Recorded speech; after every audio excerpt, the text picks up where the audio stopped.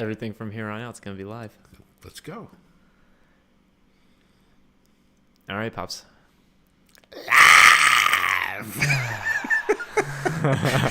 On a Tuesday, damn it, from Las Vegas. How you doing? You know, I'm doing good. Much better this week than last week. Yeah. You look good. You smell good. You feel good.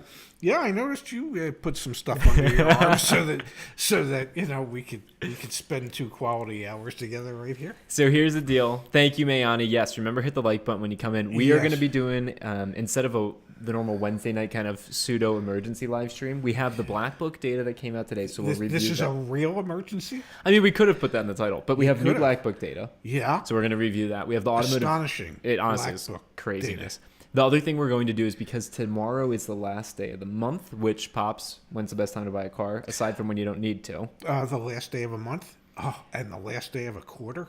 Oh, and the last day of the year. And we're not quite there yet, but we have the last day of the quarter and of the month. Yes. What we're going to do is open up the phone lines and help as many people as possible. We've already have a few. God, I've got my work cut out. We have a few deals and people that I think are already at dealerships finalizing deals while we're going to be on the stream, so they'll call in as well. So that should be quite fun.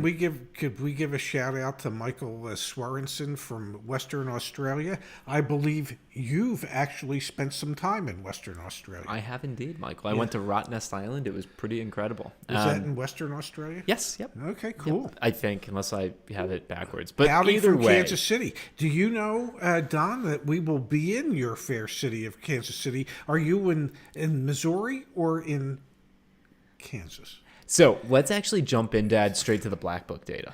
Records. Look at this. Records. So it was a record. An all-time record. Did you read it? No, I just sent it to you. The market experienced record-breaking price increases this past week as the supply and demand imbalance continued to drive up wholesale prices. We have been tracking these week-to-week price changes since 2009, and last week's overall increase of 1.49% was larger than the previously held record of 1.46% from the week ending July 25th of last year. So that's incredible.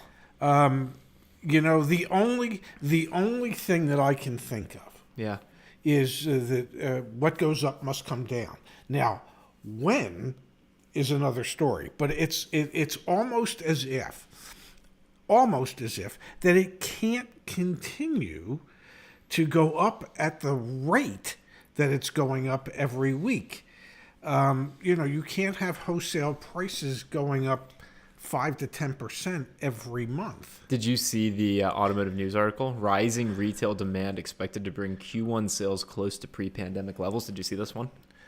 So I saw that one, but I did not read that. So we have comparable retail demand for vehicles to this time last year, pre-pandemic this time last year. Yes. Almost on par with 2019, March of 2019. Yes. And then we have an incredible shortage of new vehicles. And that's ultimately what's impacting and driving, these incredible, record-breaking. It's just, you know, I mean, the car segment itself up 1.58% in a week. That's a week. Okay? You can't do, I mean. Wow. Just look at this. Yes. Subcompact cars up 2 points. Over 2 points. That's nuts. If you're working on a used car deal, trying to get it done before the end of the night, be ready to call in, share your deal info with us, put it in the chat.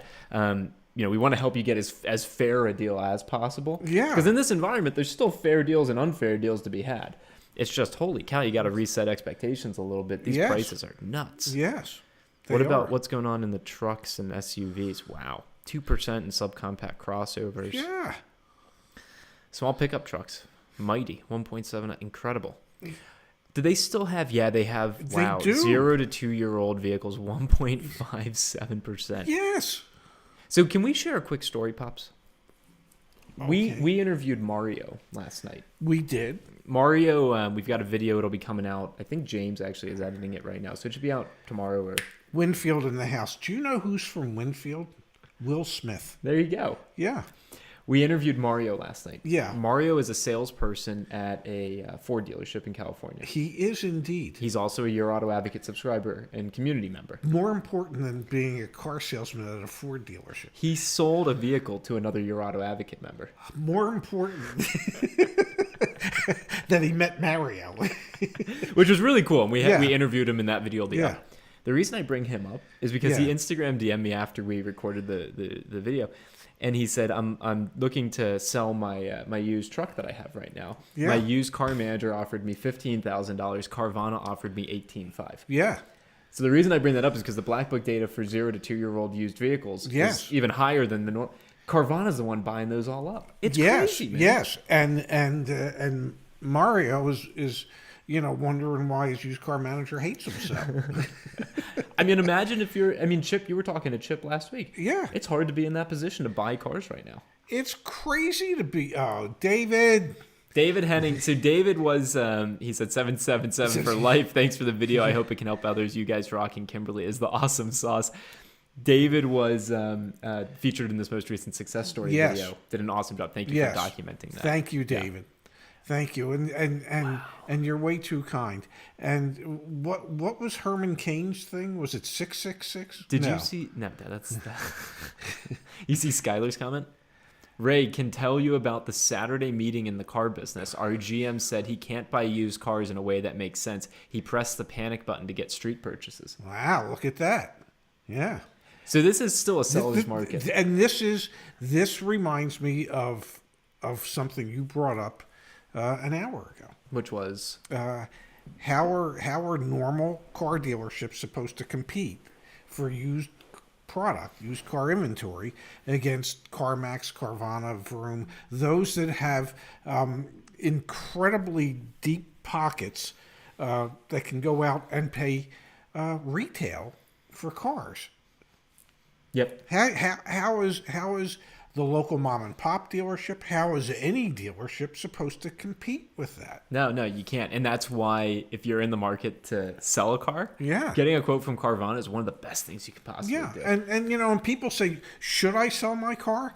Well, the answer to that is, what are you going to replace it with? If you have something that you can utilize after you sell the car, then by all means sell it. Let me show you something. Reap the benefits. Pops. So this was from Anderson. Anderson and I had a consult call earlier today. He's a Your Auto Advocate member. He's asking me, he's saying, Zach, I ran the market price report. I found the most negotiable 2018 Honda Accord sedan. Yeah. Okay. Yeah. 19.9. His out the door from this a Florida dealership. So folks, we can see in Florida. The folks that rip your heart out with the doc fee. Out the door ended up getting up to like around $23,000. Not bad. So what I said to Anderson, we did this on the console call together. Yeah. I said, Anderson, are you in the app right now? And he said, yeah. I said, go to value my trade-in, and we're going to do this together. And let's take the VIN. I'm going to open this in a new tab. Okay. Because you know me, I love tabs. Well, because you want to see exactly how many hundreds of thousands of tabs you could have open at one time before the computer actually crashes. Exactly, Pops. Yeah. This is just a test. We got 24,500 miles, and we're in the beautiful sunshine state of Florida.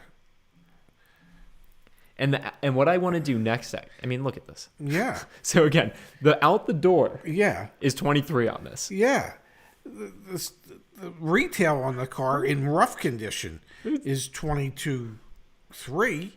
Black Book updates every single night. Yeah. So they're on top of this. I mean, this is crazy. Ray and Zach sold all 3 of my vehicles. Now me and my wife are carless. Yeah, but Ken, you're probably raking in the dough. Yeah, my God. Think of the 0.25% that your bank's giving you on your savings account now. What I want to do actually is I actually want to pretend that we're going to sell this to Carvana. Oh my God. What do you think's going to happen here? Oh my God, they're going to offer you 20. What do you think? They're gonna offer 22.5. So the dealer's selling it for 19.9, but we know that's a fake price. The out the door is 23. Well, we don't know. They might be selling it at 19.9. No, they are selling 19.9, but the out the door for the consumer is 23. Yeah. Well, the out the door is got nothing to do. Well, it's got something to do with the selling price, but it totally does. Yeah. Yeah.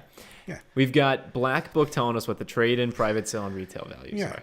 let's run it. Let's see what Carvana's paying for it right about now. And this will, so you think it's 22.5? I do. All right, we're going to sell it. Yeah. We've got, what did we say, 24. Let's get it exact. Get it exact. 24,517. Now, when you do this, yeah, and the dealer sees, you should send them a copy of this, and the dealer sees this, he's gonna go, why do I want to sell it to a retail customer? And why don't I just sell it to Carvana? So Anderson and I were talking this morning about that. And I essentially said to him, I said, so long as you don't get ripped off on the back office, go buy this car. Yeah. And it's silver. Okay. Yeah. And I told him, of course, get a pre-purchase inspection and everything like that. Yes. But we're going to assume everything's good here. Yes. Just to get a sense for what the vehicle's worth. No accidents, no issues, no modifications. Okay. Never smoked him. Pretty great. 2 keys, neither. 22.5, you said? That's what I said. I'm going to say 21.9. Okay. Let's see what Carvana actually says. 19.8. Wow. Yeah. So literally the exact price that it's being sold for. So they're willing to buy it for what this dealer's retail number is. That's pretty crazy. Yeah, I would say so. That's not normal. Well, no. Yeah, that's really, really pretty nuts. Anyway, that illustrates what's going on in the market right about now. Yes. Now, Pops, Larry R. sent over a question from the last live stream that I wanted to make sure we address. So I'm going to share my screen. We'll take a peek at this, and then we'll hop into questions in tonight's live stream, do some phone calls, go from there. Whatever you say, buddy. I work for you. You're a good man. Yeah. It started almost 26 years ago that I started working for you. Yeah, thanks. Really appreciate it. At the end of the I wonder if it's a...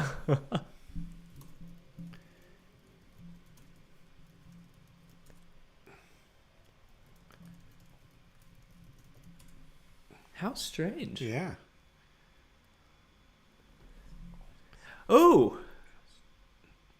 I think we're back. It must have been a YouTube issue, guys. Yeah. Because now I've got us right here. Yeah. Boy. Yeah. Wow. You know what? I think after this, we're suing YouTube. Well, I don't think we should sue them, but maybe we can negotiate a better cut. Yeah. YouTube takes so much money. They take I think 60%. Yeah. Yeah. I think that actually was YouTube that time, guys. It wasn't us. Yeah. Go figure. Normally it's us. Normally it's me. Yeah. Like I take full responsibility. I've screwed up so many of these streams. Yeah. See, someone said another stream I was on had to restart the stream 5 times. Okay, so the only way to make this whole is to actually now never answer Larry R's question. He will forever. But I will answer it. Okay. Well, let's let some folks rejoin. Yeah, just go straight to buffering. Oh no, it's like Groundhog Day. Holy cow, gang. I mean. We can just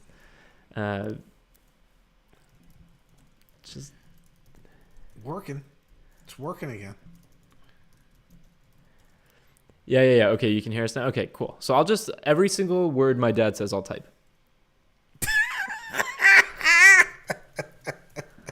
Oh, that's funny. Okay, so. Thank you, Ken. Yeah. Oh my God, poor Ken. Ken, thank you. Yeah. We will put that towards good use. Yeah. At this point, we're more like a charity than anything. All right. Let's hope. Yeah, your auto dictation. Okay. No, we're gonna try this. Put me to the test, Pops. I'm gonna try and type. Oh, stop it. I mean it. Damn it. Stop it.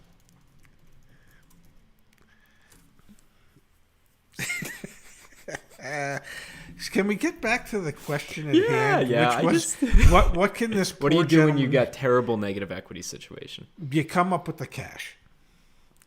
You got to come up with the cash. Pay me now, pay me later, right? Either that, or if you don't have gap insurance, go get gap insurance. Coons Arlington sabotaged your broadcast. Yeah, probably. Yeah, they're mad at us. But if you don't have gap insurance, go get gap insurance. I don't know where you're located, but wait for thunderstorm warnings and go park near a big lake. You're not supposed to say that. And then run like hell.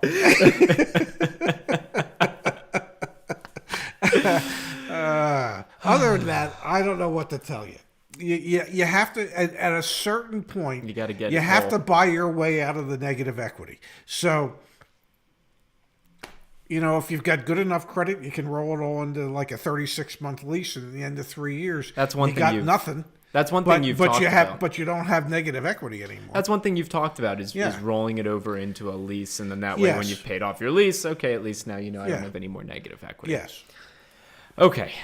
Let's take a deep breath. I think we're good. Are we good? Can everyone still hear us? Or are we buffering until they again? can't. Yeah, I know. Yeah, we're good until they can't. With the number of streams I've screwed up, I was like, crap, what did I do tonight? But no, it's not on our end. It's not. It's on YouTube. They're mad at us because we're disrupting an entire multi-trillion-dollar industry. Slowly but surely. Yes. So here's what I'd like to do. Let's circle back on some of the news headlines, and then let's open up the phone lines. I actually have someone, a woman named Michelle, who said she was going to be at the dealership at 4:30 Pacific, 6:30 Central. So I'm going to text her and see if she's at the dealership. Okay. I'm going to pull up, though, so you can banter about it, because I know you're really good at it. So while I do that... Good at what? Bantering? You're a banter king. Nobody banters better than I do. So here, you can talk about this chart while I text her to make sure that she's going to call in. You want me to talk about the chart that's going in the fastest uppermost direction? I mean, this is like the Usain Bolt of wholesale prices. I mean, there's nothing going up faster. Usain Bolt couldn't run a world record 100 like these prices are going up. Let's see how long he can go, folks, because I'm still typing. Well, can't you stop typing already? I mean, come on, man. I mean, I don't know how to move stuff on here, so But let's look at this. Okay, I texted. Jamie was actually the person, so I just texted Jamie. So we'll see if she's going to call. Well, who's the other lady that you? Michelle was someone I had a consult call with earlier. You're getting so confused. I've got a lot of people that I talk to. Yeah, you do. Yeah, really do. Yeah. Oh, you know what? Let's also touch on this one other thing, which would be the Volkswagen news. I just want to get your take on it. No VW US name change as news release was marketing stunt, report says. Did you see how they jokingly said that they were going to change from Volkswagen to Volkswagen? And what is your take on this whole push towards being more electrified? Well, until somebody installs an extension cord in my butt, I don't want to hear about electrified. Yeah, you think things are going to stay ice for a while? Yeah. I thought it was cute what they did because they're going to move to all electric. Yep. So Volkswagen, it's not like Buick can come up with what are they coming up with? Buick. That is the joke. Yeah. So, but I don't think they would literally actually change their name. For sure. Yeah. Okay, let's answer not when you've spent 66 years developing the name. Yeah, well, remember GM changed their logo to that thing that looked like a toddler could have drawn, so yeah. No, a toddler did draw it. Yeah. Okay, let's answer a couple questions that are coming through in the live chat. Okay. So we've got M. Nason saying, does the trade-in value get deducted before taxes? Yes. We've got Don. In states where you get a tax credit for it. Yes. If it's California, it doesn't really matter because you're paying sales tax on the agreed upon selling price. Yes, we have the trade-in taxes for success. Yeah. Yes. Don says, "What are your guys' opinion? What are your guys' opinion of Volvo going to selling strictly online in the future?" Did you see the Automotive News article on that? I did not. It was essentially saying dealers don't know how to react because Volvo's like screwing them over, and the dealers are mad. It's really interesting. Well, if I was a dealer and I had put up a new facility to match their facility standards, and I had spent several millions of dollars to do that, even borrowing at cheap interest rates today, I'd be pretty upset. Yeah. I mean, what's the idea behind the franchise agreement thing? Exactly. Yeah, it's kind of like the first potential domino in that, but it's going to take decades for that to really break down. Is it a potential domino? I mean, in reality, they're such a small player. Volvo, yeah. Yes. No, they're definitely smaller amidst all of the. Yeah, I mean, they don't even sell 100,000 cars a year in this country. Yeah. I was trying to see, was it Rivian who just got sued by the state of Illinois Dealers Association as well? I think so. Yeah. Yeah. So we've got people pushing up against the fence of the franchise dealer relationship, but no one's really been able to break through quite yet. It'll happen. It will. Okay, one Just other not thing. in my lifetime. Oh, Jamie texted me back. Banter. Banter? Just read the text. She just arrived, and her salesperson is finishing up with a customer. She's up next. Oh, this is going to be a fun live stream. We are all together as a YA community going to help Jamie finalize her deal. Then she'll call in while she's okay. Yeah. Okay. Well, there's a couple hundred people. Yeah. Couple hundred people on the stream. Yeah, that want to help. Excited to help. Yeah. Wow, that's a lot of typos in my excited. Okay, but in the meantime, why don't we actually open up the phone lines and take the first calls? Oh my God, that means I'm going to need headphones. You're going to need headphones. Yeah. I'm going to need to open up. You have to, in order to keep the yacht community happy. Oh, Kimberly, have a good night. Thank you for stopping in. Thank you, Kimberly. You're going to need to figure out how to change the ringer so that it's not so loud so that people can stop complaining. I tried. Well, try harder.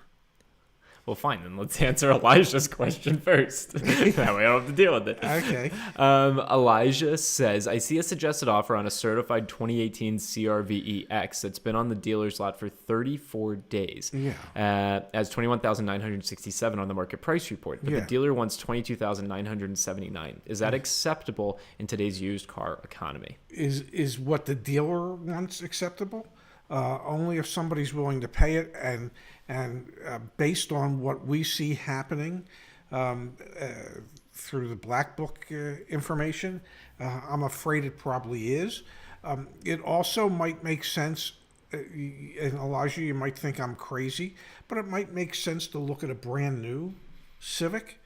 We had that video drop today, Dad, where we talk about new versus used versus the value in 2021, and we showed it pretty clearly with the in a lot of Tucson. cases, because there's the manufacturers are still throwing money at the new cars.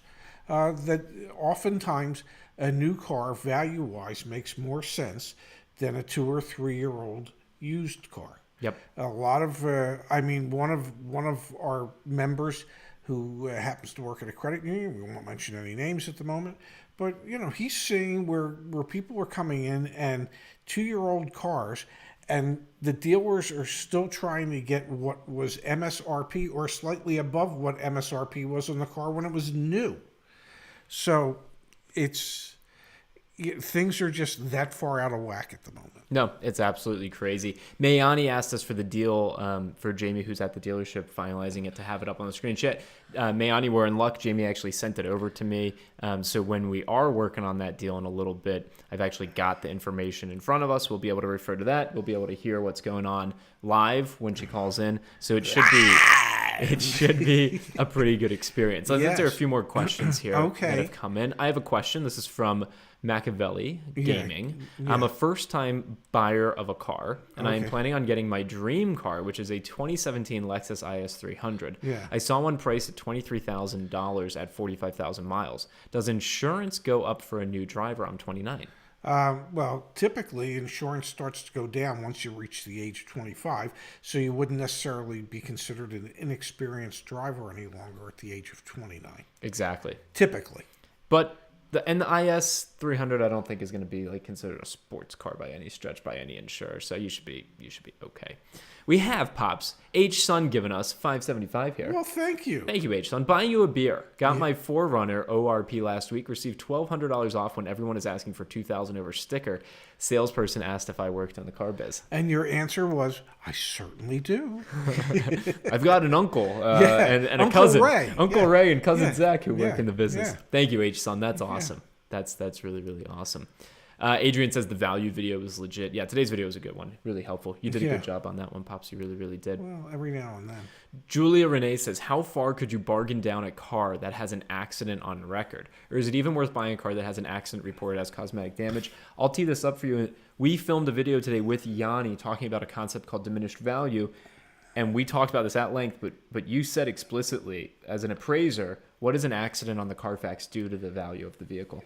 It lowers it. By? Well, it depends on how severe of an accident it was. If you're trading in a car that's got a $20,000 wholesale value and it had a $10,000 claim, as an appraiser, I'm looking at that and I'm going, well, how much less am I going to have to sell that car for than one that was never in an accident? So typically, I would look at a reduction in value of 20 to 25% because of the accident that's recorded on Carfax.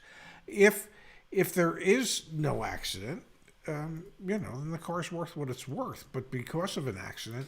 So just to be clear, it's book value less anywhere from 20 to 25%. So as a car buyer, if you're looking at comparables. Well, let me ask you a question. I'm going to text Jamie the number, by the way. If you're looking at a car, you're looking to buy a car, and let's say it's $20,000. You're looking between two cars, and they're both $20,000. And one has an accident reported on it, and the other doesn't. How much less than the $20,000 are they going to have to charge you to get you to buy the one that had the accident reported? I mean, you just as a consumer. Well, but you just said as a dealer, from a dealership perspective, it's 20, 25%. Yeah. So I'm saying as a consumer, it should also be the same. Exactly. So if it's 20% on a $20,000 car, the one that had the $10,000 accident should be retailing for $16,000 as opposed to the one that didn't have an accident and was retailing for $20,000. Ken wants to know he's back. Did he miss anything? Yeah, Ken, we spent your $10 already, so thanks. Yeah, no, I'm just teasing. It seems like YouTube's working now, so that's really good to hear. But no, I think that's a fantastic answer to that question of what happens and essentially what changes in the value. Yeah. Think about it from the 20 to 25%. Well, think about it from your perspective. If you were the buyer and you wanted to buy the car, are you going to be willing to pay the same amount for a car that's been involved in an accident as you would for one that hasn't been in an accident? Ruben Relgado, tell her to wear an earpiece Bluetooth so we can coach her live. Oh, my God. Now, that's actually a really cool idea. This is starting to sound a lot like Mission Impossible. It really is. Okay, and I can't wait to look like Tom Cruise. To a lot of people, Dad, buying a car is Mission Impossible. Yeah. Jessica Rose, on a lease, how often when people turn in or trade in their lease that they don't owe additional money for wear and tear? Most I ask because I have young kids, and we know what that means. Lol. Well, it depends what your young kids do. They do young kid things. Yeah, but I will tell you that in probably 90% of the cases, there's no excess wear and tear on a leased car.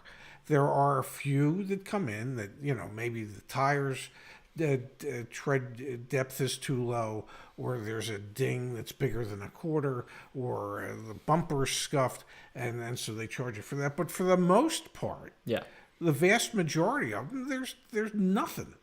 Aaron wants to know, if I join up on your website, is that a one-time fee or yearly? We have... That's a forever fee. Every year you got to pay out.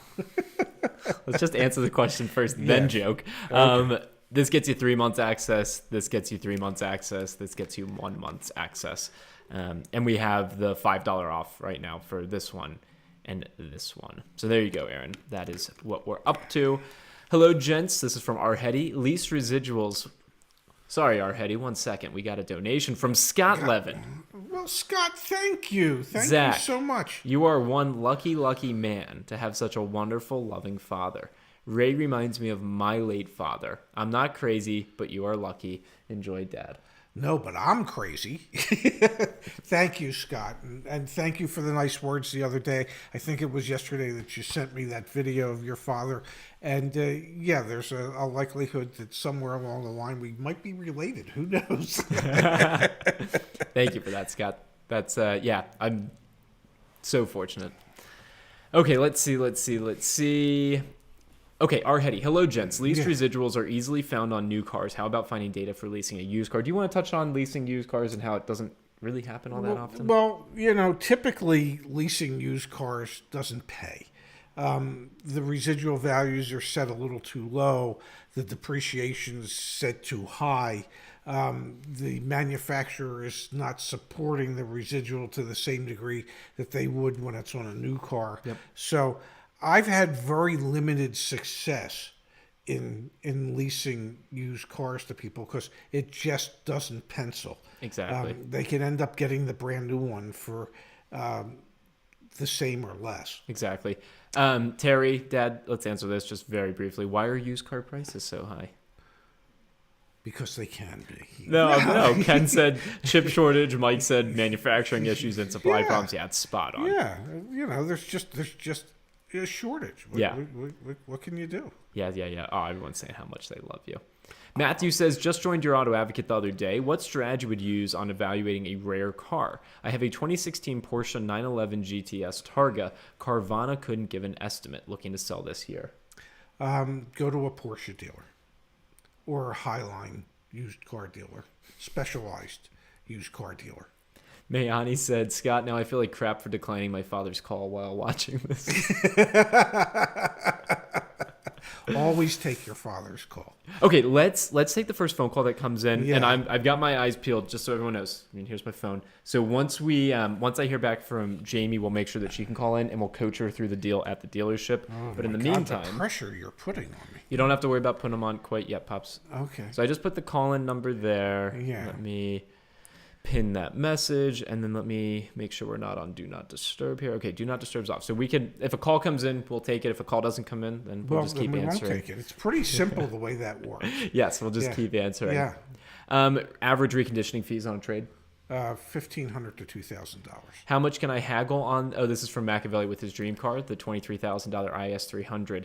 Wants to know if he can get it for $20,000. It's listed for sale at $23,000. Do you want to? No action. Oh, okay. We're gonna take a call. You're on with your auto advocate. What's your name? Where are you from? What can we do to help? Hello, I'm calling from Austin. Hey there. Yes. Can you speak up a little bit? It's hard to hear you. Oh, hello. This is Manjunath. I'm your. I use your website. Started using your website recently. Nice. So I was looking to buy a BMW M3 Ti. That's from the out of state. So this is the first time I'm purchasing my car. So I have a couple of questions related to buying car from out of state. Yeah, we're all ears. Well, I'll do my best to help. Okay, so I'm going to copy my win in the chart for now, just for the reference. Okay. Okay, so it should be Manjunath Gaonkar. It's ending with 2375. Okay. What questions do you have about the purchase? Okay, so according to according to your auto advocate website, it says it's been in the lot for 170 days and the negotiability score is around 100. So I wanted to know like how you would come approach this price range, because the I contacted the dealer and the current internet price is 52 for them. And suddenly, if I approach with during a negotiation saying that I'm going to be counter offering at 45,000 or something, I'm not sure how they would respond or how to Well, I would suggest this to you because it's a pre-owned car, and because of what dealers are having to pay for pre-owned cars at the moment. I don't think there's going to be quite as much negotiability as we would have liked, because this car that they bought 6 months ago is considerably less expensive than what they would have to pay to replace it. So my suspicion is that they would rather sit on it and wait for somebody to come along and pay them close to the $52,000 that they're asking for it, than they would be to short sell it by discounting it a great degree. Okay. So they're most likely to still stick to the around 50,000 price. If I were to guess, and this is strictly a guess, maybe you can get them to come down $1,000 in today's world, but that's just a maybe. Okay. Okay. Okay. Well, Yeah, that makes sense. Thanks for being a part of the community. Thanks for calling in and let us know what happens, okay? Yeah, I just wanted to know that your website is helping me a lot. I'm learning a lot of new things, and it's also I learned about VSC and everything just based on your website. Well, that's terrific. I'm glad we're able to share some knowledge that we have and some insights that we have, and hopefully it can end up saving you a few dollars here and there. Okay, thank you so much. Thank you. Have a great night. First call in the books, opening the phone lines back up. With a rare car like that. What? With a rare car like that, it can be quite challenging. Yes. And what we're seeing even with non-rare cars is just making sure, call's coming in, Pops. Just making sure the deal's clean, you know. You're on with your auto advocate. What's your name, where you're from, and what can we do to help? Hi, my name is Brandon. I honestly only subscribed and started, paying attention to this channel maybe about 3 weeks ago, but I cannot tell you how much it's helped me out. My mom and my good friend they're closing a deal right now as we speak, but we're putting down $11,000 down payment. My dad recently died, and we just got some money, and I know that he wanted a car for her. But right now they offered us a 10.9% interest rate. Her credit's not that great, but I'm just wondering, about buy rate and sell rates. I mean, this was a really marked down CX-5. It was 28.9, it's a 2020 model. Yep. It was a Grand Touring as well, and I'd seen a bunch of other people quote it for 31, 32 and higher. So I was just wondering, how, if I guess about the buy and sell rate, how exactly do I go about, asking that in a proxy situation like I'm in? Just tell them, you're there to help protect it's your mother. Is that what you said? Yeah. So just let them know, hey, I'm here to help protect my mother. I'd be curious to know, what's the buy rate on the loan? And how much are you marking it up over the buy rate? Bad credit or distressed credit can make it a tad more difficult to get a good rate. So 10.9 can sound pretty high in today's world, and it is. But I can assure you that if somebody has really bad credit, it could be 20%. But you have $11,000 down, so there's 11,000 reasons for them to be able to get you a better rate. Let's be very direct, Pop. So this is proxy. So he's not going to be there. He knows the deal's happening right now. For him to coach his mom, ask for the buy rate. Ask for the buy rate. You literally just say it's. You can make it more complex than that, but that's all it is saying. What's the buy rate on this? Yeah. What gives you leverage is when you come in with a pre-approval. This is what I've learned. Yes. Well, yeah. If you can ask an F&I manager like Kimberly, what's buy rate? And she can say, I don't want to tell you. Yeah. And then they don't have to tell you. If you have an approval for something at 7.5% and they quote you at 10.9%, you say, hey, what's buy rate? And they say, I don't want to tell you. I say, okay, well, at least beat this. Yes. Then that's a different conversation. So I don't know. Did they go in with the pre-approval? So the problem is that I'd actually asked my mom to go into a bank and, see if she could get, a pre-approval for a loan. And for whatever reason, that bank saw a credit score in the floor. And then the car dealer, recognized your credit score as significantly higher. So I really didn't know how to proceed with that particular bit of information. So she wasn't able to bring anything competitive. That was something I asked her to do, but it was a ding on her credit. Does she belong to a credit union by chance? Whenever my dad was alive, she did, but I think we closed a bunch of different accounts. So. The thing is, asking for the buy rate, it's as simple as that. Asking to see your approval. So I would coach her to say, hey, ask for the buy rate and ask to see the approval. The approval means when they submitted the credit application on her behalf, what were the actual approvals from the financial institutions? We've got Mike in the chat saying many credit unions don't participate in risk-based lending. So you either qualify for a normal rate or you don't. You're not punished for damaged credit. So again, if your mom wasn't in the situation where she was in the F&I office right now, for everyone that's watching and listening at home, going to a credit union, like Mike said, getting an approval through that type of structure is definitely advisable. Oh, okay. Cool. I'll be sure to forward that information along. Thank you all so much. Thank you. Thanks for calling in. Good luck to you, my friend. So we'll open it back up here. I've got bad news, ya gang. Jamie texted. Yeah. My salesman Ronnie just informed me that the dealership declined to transfer the VW Atlas I was going to buy to him. I just want to cry right now. I drove here 45 minutes to get to buy that vehicle. They booked an appointment for a DX. It's just incredible. We got a call coming in. Oh. All right, caller ID says Tennessee. Is this Scotty Kilmer? Yeah, hi. Calling with a question regarding car leasing. We're all ears. What can we do for you? The question is this. If you lease a vehicle for 3 years and let's say the lessee dies within the first year or so, what happens with the lease? You give it back to the lease company.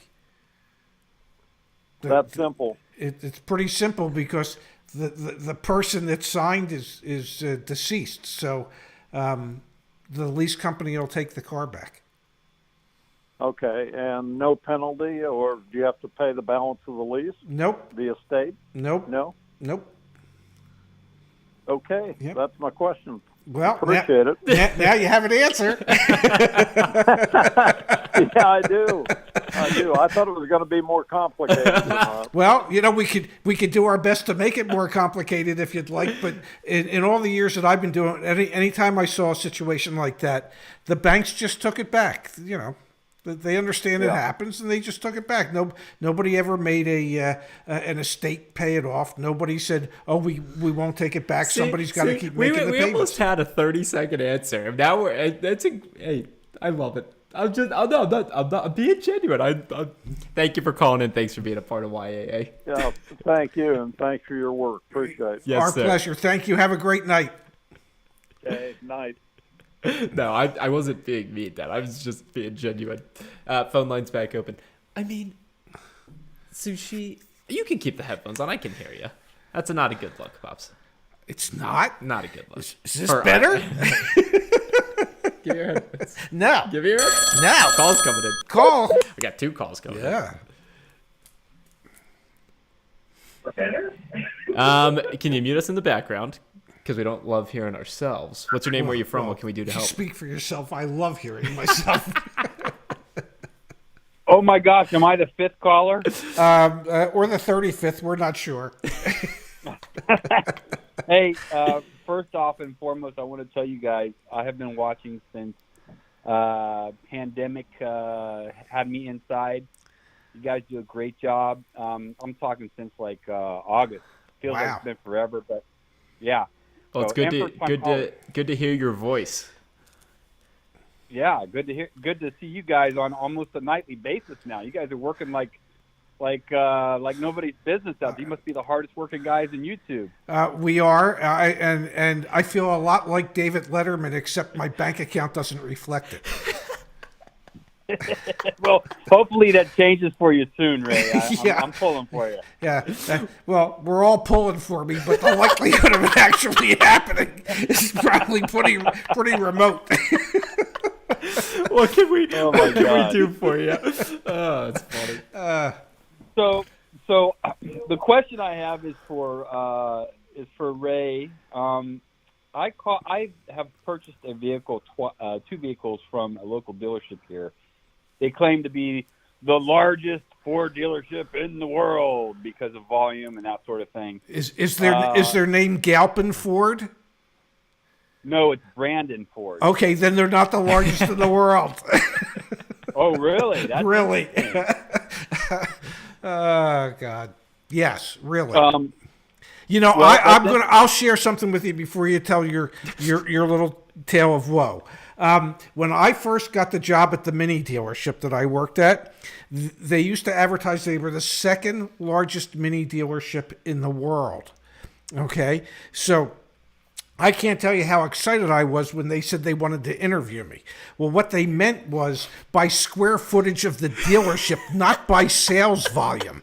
Okay, so maybe your Ford store is the largest in the world. It's just not selling the most cars.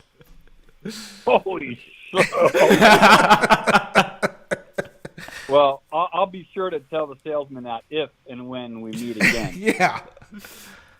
But so I purchased 2 vehicles from him, and the last one I purchased was my 2018 F-150. And thanks to COVID, I had to pivot and change industries, which requires me to get into a larger truck, an F-250. Okay. So I called him up, and I said, and this phone call was made last week, and I said, hey, listen, I don't need to upgrade right now, but I would like to upgrade in the near future. I'm not in a hurry. So if in the quarter, in a month, you need to move some vehicles to make your numbers, give me a call. Now, Okay. I've already done business with this guy twice. Here we are on the 30th. I thought for sure he would have called me by now, and it's crickets. So did I kind of screw the pooch there? I don't think you did. Maybe he's just so busy that he doesn't need your deal right now, but that doesn't mean that the dealership doesn't need it. If it were me, I would contact the new car manager or the new truck manager and explain to him exactly what you just explained to me and see what he has to say, because managers are always interested in finding more car sales, and sometimes salespeople get busy and as much as he's thinking, oh, I need to get back to you, well, he's so deep in the weeds in a car deal that he might not be able to get back to you. So I would put a call into either the new car manager or the new truck manager. And so you think I should tell them that I have a need, or should I stick to my guns? I think you should tell them that if they scratch your back, you'll scratch their back. It's a two-way street. You got to help each other out. I have a truck that I think would be good for you on your used car lot. You have a truck that I think might be good for me. How can we work with each other to make that happen? And one of the things I've got up on the screen right now is we're fortunate yes. with regards to Ford. We have a lot of the 2021 invoices. Yes. And so just for everyone that's on the stream and watches this in the future, this page isn't going anywhere. So if you need to look at invoices, get a sense for what holdback is on 250s, on 150s, on 350s, we have that information back on the yourautoadvocate.com website. Yes. Awesome. Well, listen, hey, I appreciate the advice, Ray. Zach, Ray, you guys keep it up. You're doing a great job. And I will continue to watch you, and we'll look for you at the Golden Globes of the YouTube. the Golden Tube. Oh my God! Wait, tube, that doesn't sound good. We're gonna. Thanks for calling in. Thanks for being a part of the community. God. Bye, guys. Sometimes I say things, and as it comes out of my mouth, I go, that doesn't sound as good as I thought it was going to. Sound about right. Yeah. Fern asks, phone lines back open. 1 second, Fern. You're on with your auto advocate. What's your name? Where are you from? What can we do to help? Hello. Hello. How are you tonight? I'm good. Thank you. How are you guys? We are wonderful. How can we help you? Thank you first. Thank you for answering my call. I'm a new subscriber, so I've been watching through your videos, and I'm on the search of ordering my vehicle from the manufacturer. That is a Ram 150. Uh-huh. And I was wondering if before ordering, I can still negotiate the 0% interest before ordering my vehicle. Well, you might be able to, or you might not be able to.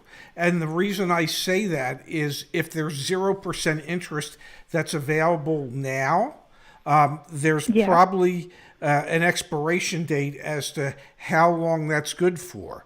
So if it's only good, say, through the end of this month, and you need to order a car, then obviously the car's not going to make it here before the end of the month. So you would be subject to whatever specialized interest rates they might offer at the time your car comes in. Now, sometimes they'll let you lock in the rate, but I don't know if Ford would let you do that. Ram, and I put in the chat, we have a great video. I know we've got a lot of videos. We're acutely aware of that, but I just put in the chat, so look in the chat, how to factory order a video.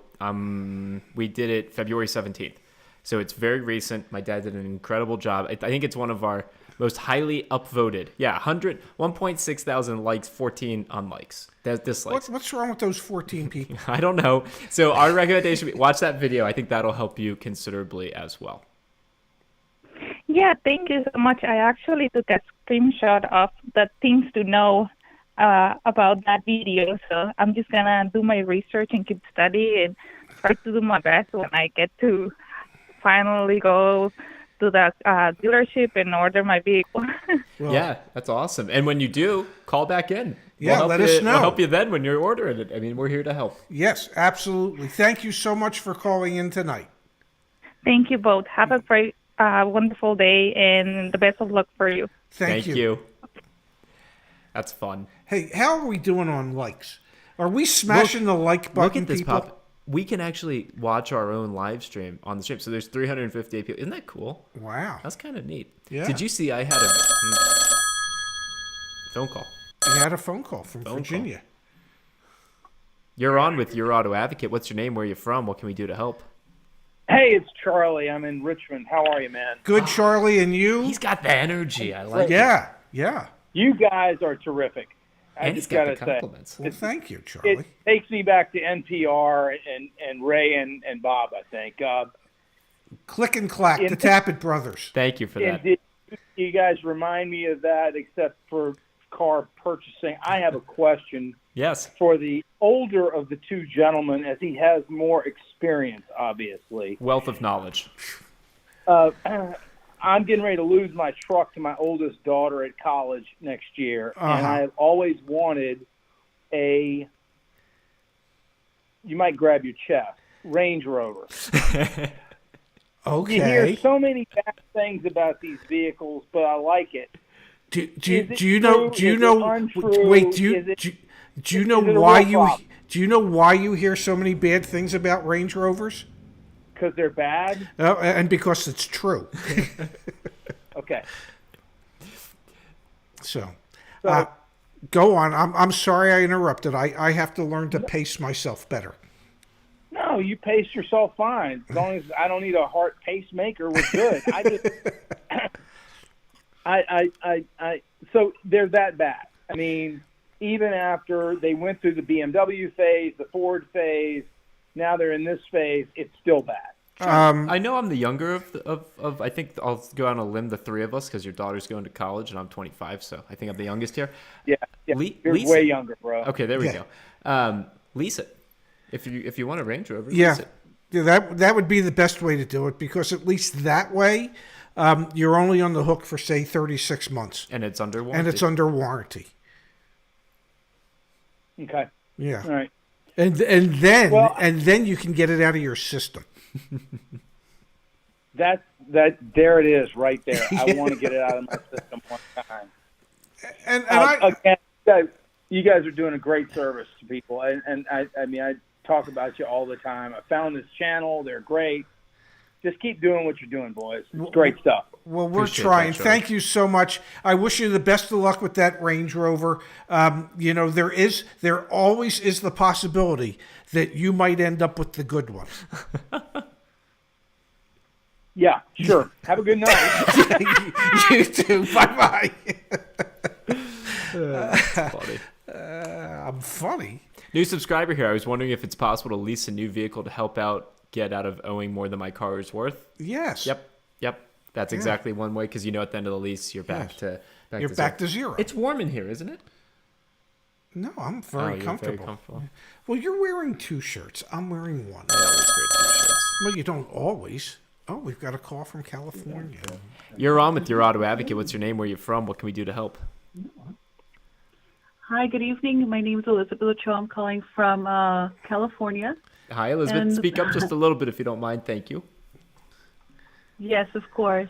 So my name is Elizabeth. I'm calling from California, and the reason why I'm calling is because I'm a proud owner of a Honda HR-V. Okay. Recent purchaser. Now, I wish I would have come across your input way earlier, but as of right now, when I purchased the car, the contract doesn't say anything about a $1,000 manufacturer's rebate, and Honda is offering that, and I'm wondering who has the right to claim that rebate. Well, if it's a customer rebate or a consumer rebate, then it would have been you. And sometimes the manufacturers have forms for you to sign, stating that you understood that there was a rebate and that the rebate was applied to your cash down payment, or you've requested that the rebate be sent directly to you. So if it doesn't show anywhere on any of your paperwork? No, nowhere in the paperwork, but what they are trying to have me do is email them back a signed release saying that I wanted to release it to them and not have the offer applied to me. But again, the contract itself, under a section that's where they're supposed to disclose the rebate, wasn't disclosed, and so I'm wondering if I have any claim to that or not. Yes, you have a claim to. The reason they want you to sign a form stating that you're willing to turn it over to the dealership is because the dealership's trying to get the money. You need to contact Honda and let them know that you wanted the rebate to come directly to you. I've done that too, and they told me that unfortunately everything has to go through the dealership, so they have to facilitate the processing of this manufacturing. They must have a form because they're asking you to sign a form. So you let them know the only form you're willing to sign is the one that is assigning the rebate to you, not to them. Okay. All right. Okay. Awesome. Let us know how it goes, Yeah, Elizabeth. please let us know how that sounds. What's a nice way of saying this? It sounds a little shady. It sure does, and I'm I paid the car cash, and unfortunately, this is the one thing that's keeping me from just being able to sleep at night, saying that they're not going to come over and repossess my car from me. Well, they can't because you've got a bank contract. Everything's done. There was no rebate reflected on the bank contract, so they can't come and repossess the car. Okay. Okay. Thank you so much for your input. Appreciate Thank it. you, Hey, Elizabeth. And good Elizabeth, luck. you know how you said Yes. at the beginning of this, if only you'd known about this before? Yeah. If you know anyone who's going through the car buying process, share the link. It's, it's just knowledge is You power. know I will. Thank you. Bless We you. appreciate Thank it. you so Thank you. much. Thank you both. Yeah. Goodbye. Good night. So, Pops. I qualify for that. Yeah, Pops. You are Pops. Just Yeah. want to show you really quick. This is the staging site. This is what's coming out tomorrow. And not next year. I literally mean tomorrow. Oh, stop it. Look at this. So this is the staging site. They updated the design a little bit. You see the buttons? What buttons? You see how over here? This is the live site. Yeah. This is the staging site. Everything just looks a little tighter. Value my trade and everything just looks a little tighter. I'm really proud of that. What I'm most proud about, Pops? Yeah. The step-by-step vehicle guide, buying guide. Remember that? Wow. Remember filming this? I sort of. Hey, Zach, right here. There's only been something like 400 videos that we filmed. I barely can remember yesterday, and I know yesterday you had me film 4 of them. Yesterday's videos were great. So we have actually step-by-step videos that aren't, they're unlisted on YouTube. Like literally step-by-step how to go through the car buying process, how to use the email templates, the specific deal school sections to be looking at. Really proud of this. We have the trade-in with the Black Book valuations here as well. Super. Where's some of my updated photos of me? Yeah, we'll get those in here soon enough as well. please, Anyway, just wanted to share. This is coming live tomorrow. So if you're not using your auto advocate, definitely take a peek at that. again, super proud of what our team has put together. I just saw, because my phone's sitting here, we had like 4 more calls get missed, so we gotta open the phone lines back up. Okay. We got to. We don't have a choice. No, we do. We work for the people. We have a choice. And the choice is to answer phone calls. answer the damn phone. Well, let's do 2 more calls, then we'll answer live chat questions. Then we'll do calls. Whatever you insist on. Thank you, Pops. I'm here for you. You're a good man. Yeah. You're on with Your Auto Advocate. What's your name? Where are you from? And what can we do to help? Hi, this is Crystal. I'm calling from Illinois. Crystal, do us a big favor and speak up, but we're happy to help. I'm sorry. Can you hear me now? Oh my God! I feel like better? we're doing a Verizon commercial. I have a question in regards, in particular, to BMW. Okay. Is it at the end when the finance manager, whether you're leasing or buying a BMW, they offer the repair and I believe it's the repair tire and wheel extra contract? Paintless dent repair, most likely, and tire and wheel protection. Yes. Yes. Is that worth the money?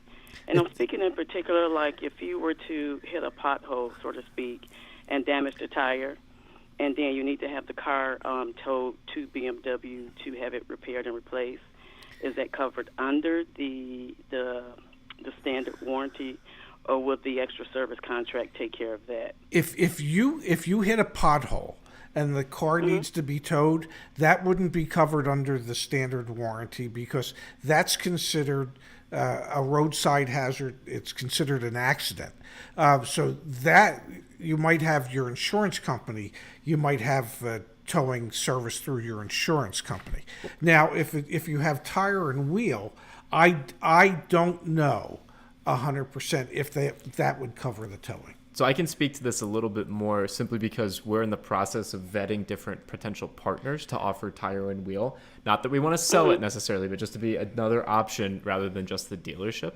And so one of the things, we were looking at one of the initial contracts that one of the partners put in front of us, and it had for tire and wheel, cosmetic wasn't covered, but if you have some sort of like bubble in the tire, that is covered.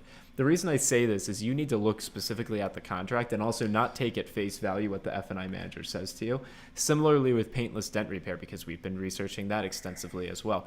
There are so many different limitations of liability that are built into these contracts, and you need to really understand and read through it. The short and simple answer here is, if you think that you want that type of product, negotiate. Yes. No matter what, whatever they're telling you it is, you can negotiate the price of it. Yep, Linda Bradley in the chat. Read your tire and wheel policy, only way to know. But even easier than that, just negotiate. And so genuinely, the reason that we're going to offer these same products is not necessarily to sell them. If someone buys them from us and we make a couple $100, that's great. It's more for negotiating leverage. And it's the same thing with the extended warranties that we sell. Do we make a couple $100? Yeah. Is it great? Yeah. Does it help us build a business? Yeah. Do we get all sorts of stories from people negotiating down at the dealership because they had a competitive quote? Yes. Yes. And I didn't even know when we started this damn thing a year ago that you could negotiate those products. So know and feel empowered that you absolutely can. Okay, sounds good. So I am headed down the right path. So thank you so much, you guys. Thank you. You're such a blast. We work well together. So thank you for all that you do. I appreciate it. Thank you, Crystal. We didn't work so well together when he was younger, and I used to smack him on his butt. We'll see how well that comment ages. All right. Have a good night. Thanks. Smack him on his butt. All right. Well. In 2021, I don't know if you're allowed to say that, Pops. Really? I don't know. I'm not saying it. I deserved it some of the times. Yeah. I'm glad I am who I am today. Yeah. Devin Epstein says, hey, Zach and Ray. Hey, Devin. Hey, Devin. Phone line's open. We'll take another call that comes through, then we'll answer in the live chat. Yeah, we've been doing...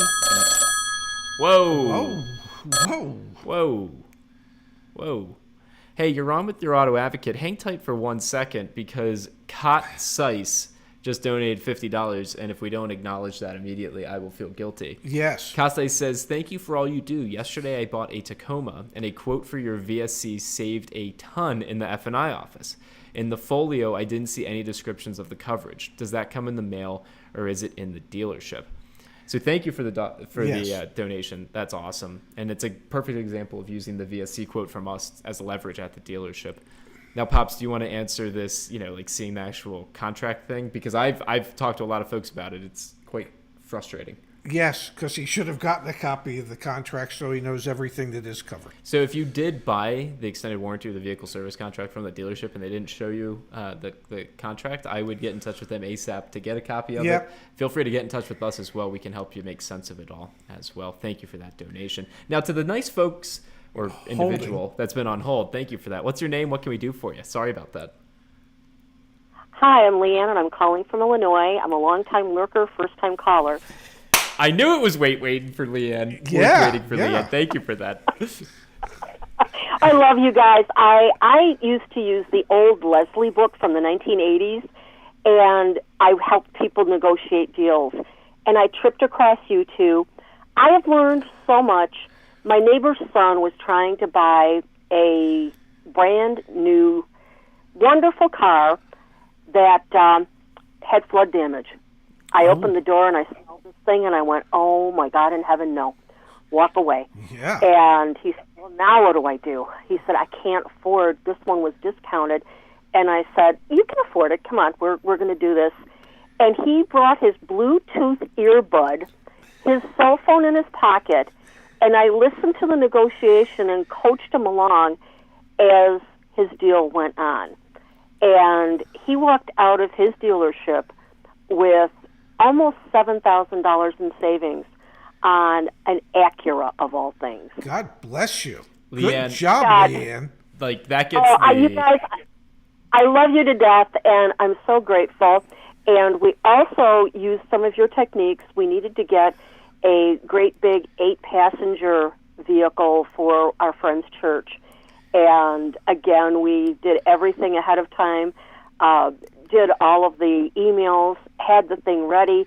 He walked onto the lot, and this dealership was honest, above board, and absolutely fantastic. They bent over backwards to get him into this minivan.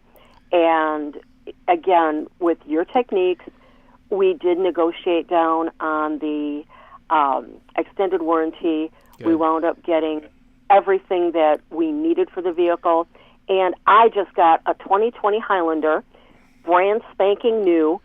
And even though I've known this dealership that I went to for 30 years, I used your techniques and saved another $2,004.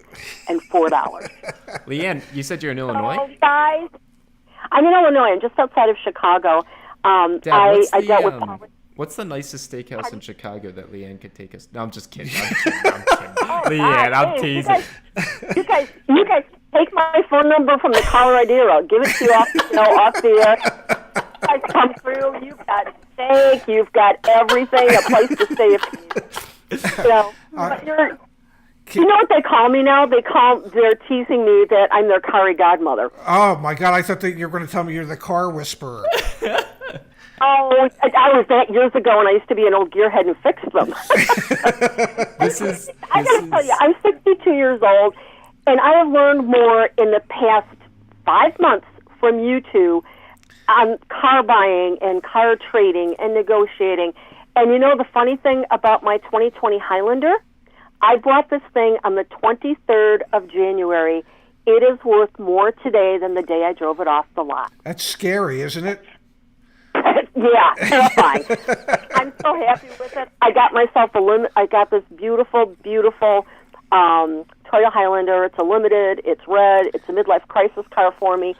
It's so much fun, and I saved money on it, and I just love it to death. Every time I go by it, I pat it on the hood. I did get paid protection. Oh, it's okay, I do that. Hey, listen, when we get to Chicago, you don't have to take us to a nice steakhouse. How about just an Italian beef from Portillo's? Oh, someone's flexing his knowledge. Oh, my God. I will tell you, I could even send you Portillo's because they ship you.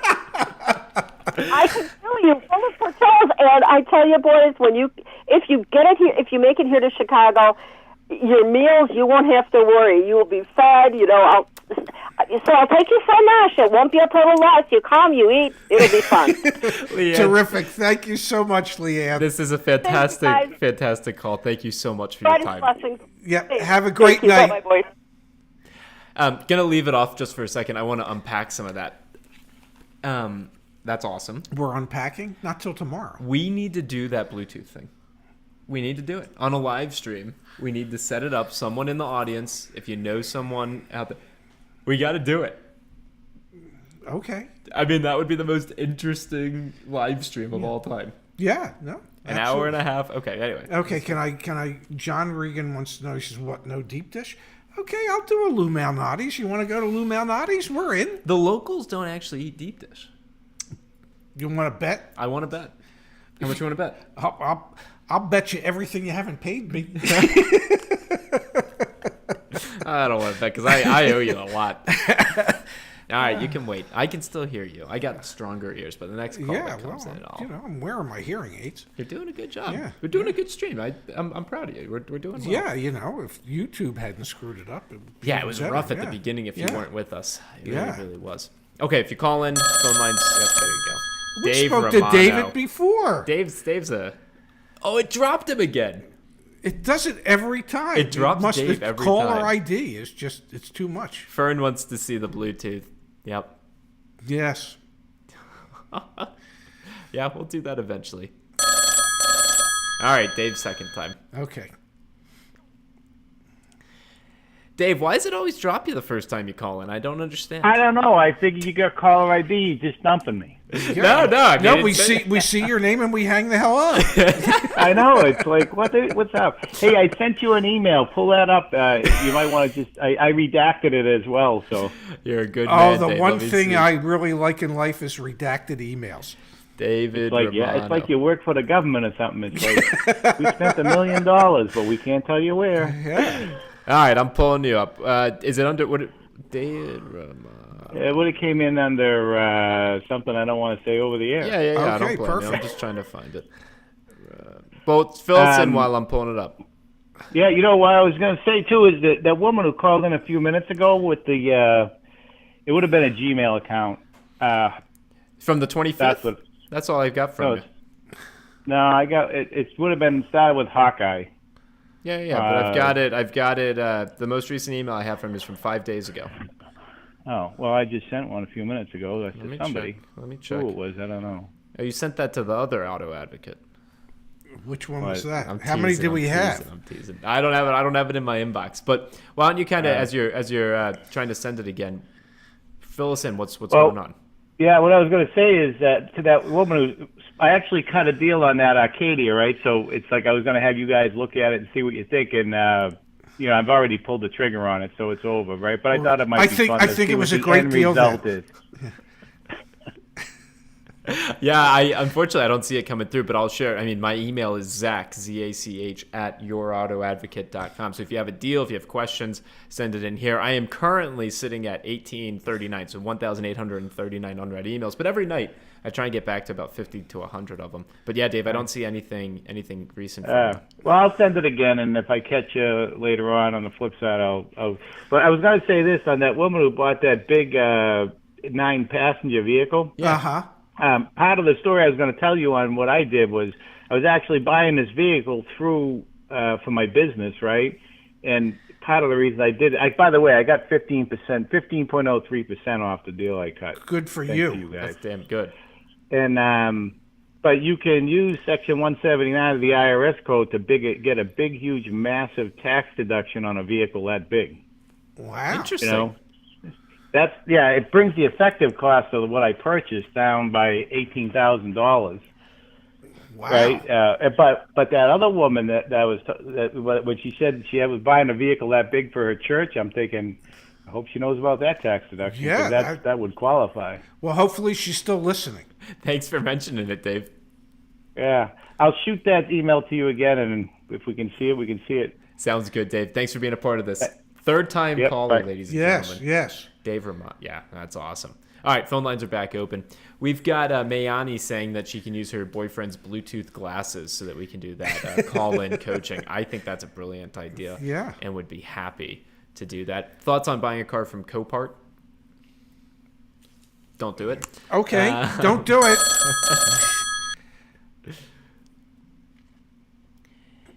You're on with Your Auto Advocate. What's your name? Where are you from? What can we do to help? Hello? Yes, hello. Oh, hi. I can't believe I'm in this call.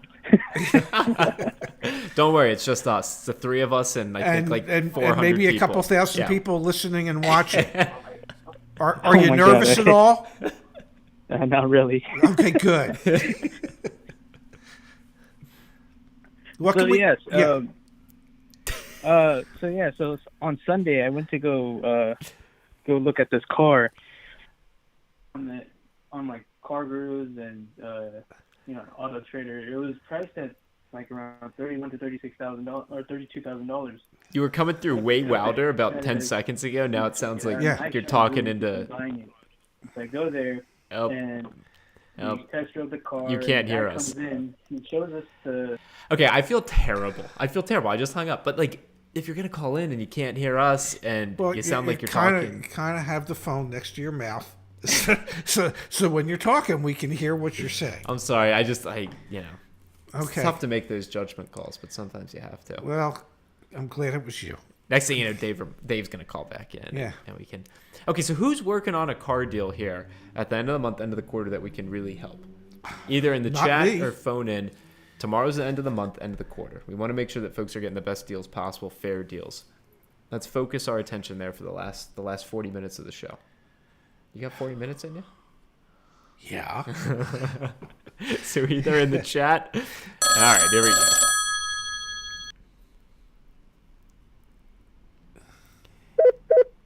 You're on with your auto advocate. What's your name? Where are you from? What can we do to help? Do my intros just suck? No. Hello? Oh, there must be a delay. There's a delay. You're on with your auto advocate. What can we do to help? Hi, yes, this is Frank over in Long Island. I actually work at a dealership. I just want to give advice for people that are actually out there because of how the trade market is right now. There's several people that came in the past 2-3 weeks that I actually told them to actually trade in their car through Carvana. And the reason why is because our dealership in particular, I don't know if it everywhere else, but we actually have inventory as far as used cars go. But the problem is our dealership hasn't like caught up with Carvana and everything else yet. So I would definitely do my research if I was people like buying a new car or a pre-owned car to actually like look around on Carvana, CarMax, and Vroom.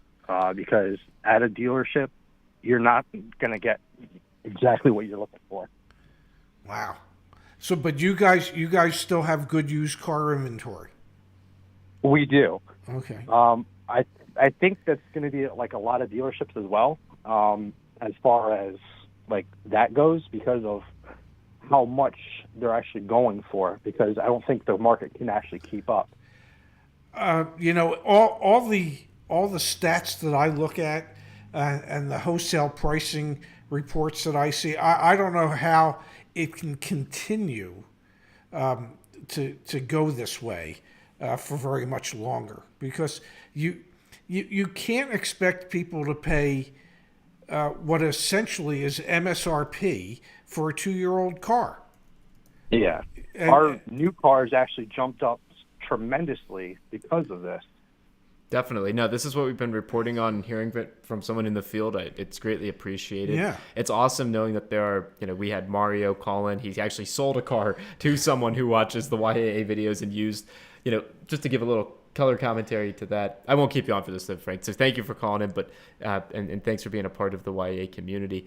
But I'll share the story here briefly from Mario, which was he was walking through the sales showroom, yes, and he heard my dad's voice. And he went over to the person who was watching a video on their phone, snuck up behind him, and said, "Is that your auto advocate?" And they said, "Yeah." And he said, "I'm part of your auto advocate too." Then they worked the deal. Yeah. And that's just truly incredible. But anyway, I just wanted to share that.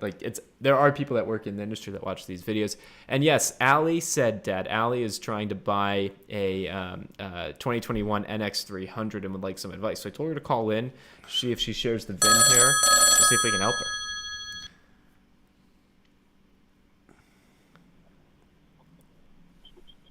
You're on with Your Auto Advocate. Can you mute us in the background? What's your name? Where are you from? What can we do to help? Hey, this is Shai from Illinois, son of a car guy myself. How's it going? Shai, that lands home because obviously, yeah. Anyways, I just wanted to call in. I appreciate everything you guys do. I did watch one of your videos on how to sell a car privately, and believe it or not, it helped out big time. I mean, I did the Craigslist, I did Car Guru, I did Auto Trader. And I really enjoyed the video you guys did when you were videotaping your dad and you were showing off his Mini. That was pretty cool. Well, thank you. If I'm not mistaken, that was the day my dad was freezing his tuchus off because it was cold as hell outside. But it's glad to know that video was helpful. No, but again, appreciate everything you guys do. And everybody listen out there. Listen to these guys. They know what they're talking about. They give you the tools. I did go on your site and try it out, the putting in, some of the VINs just to see, like, hey, what if someone was looking at my car and they wanted to shop for it? So I kind of used it to pretend I was a buyer of my own car. It's pretty cool. And it was very, very cool. But when I'm in the market to purchase my next vehicle, even though I'm a son of a car guy, I will definitely, utilize some of the tools that you guys have laid out for, just people in general. You guys do an awesome job. So keep it up. Terrific. Appreciate it. Thank you so much. We appreciate it. All right, you guys have a good night. You too. I'll keep watching. Yep. Bye-bye now.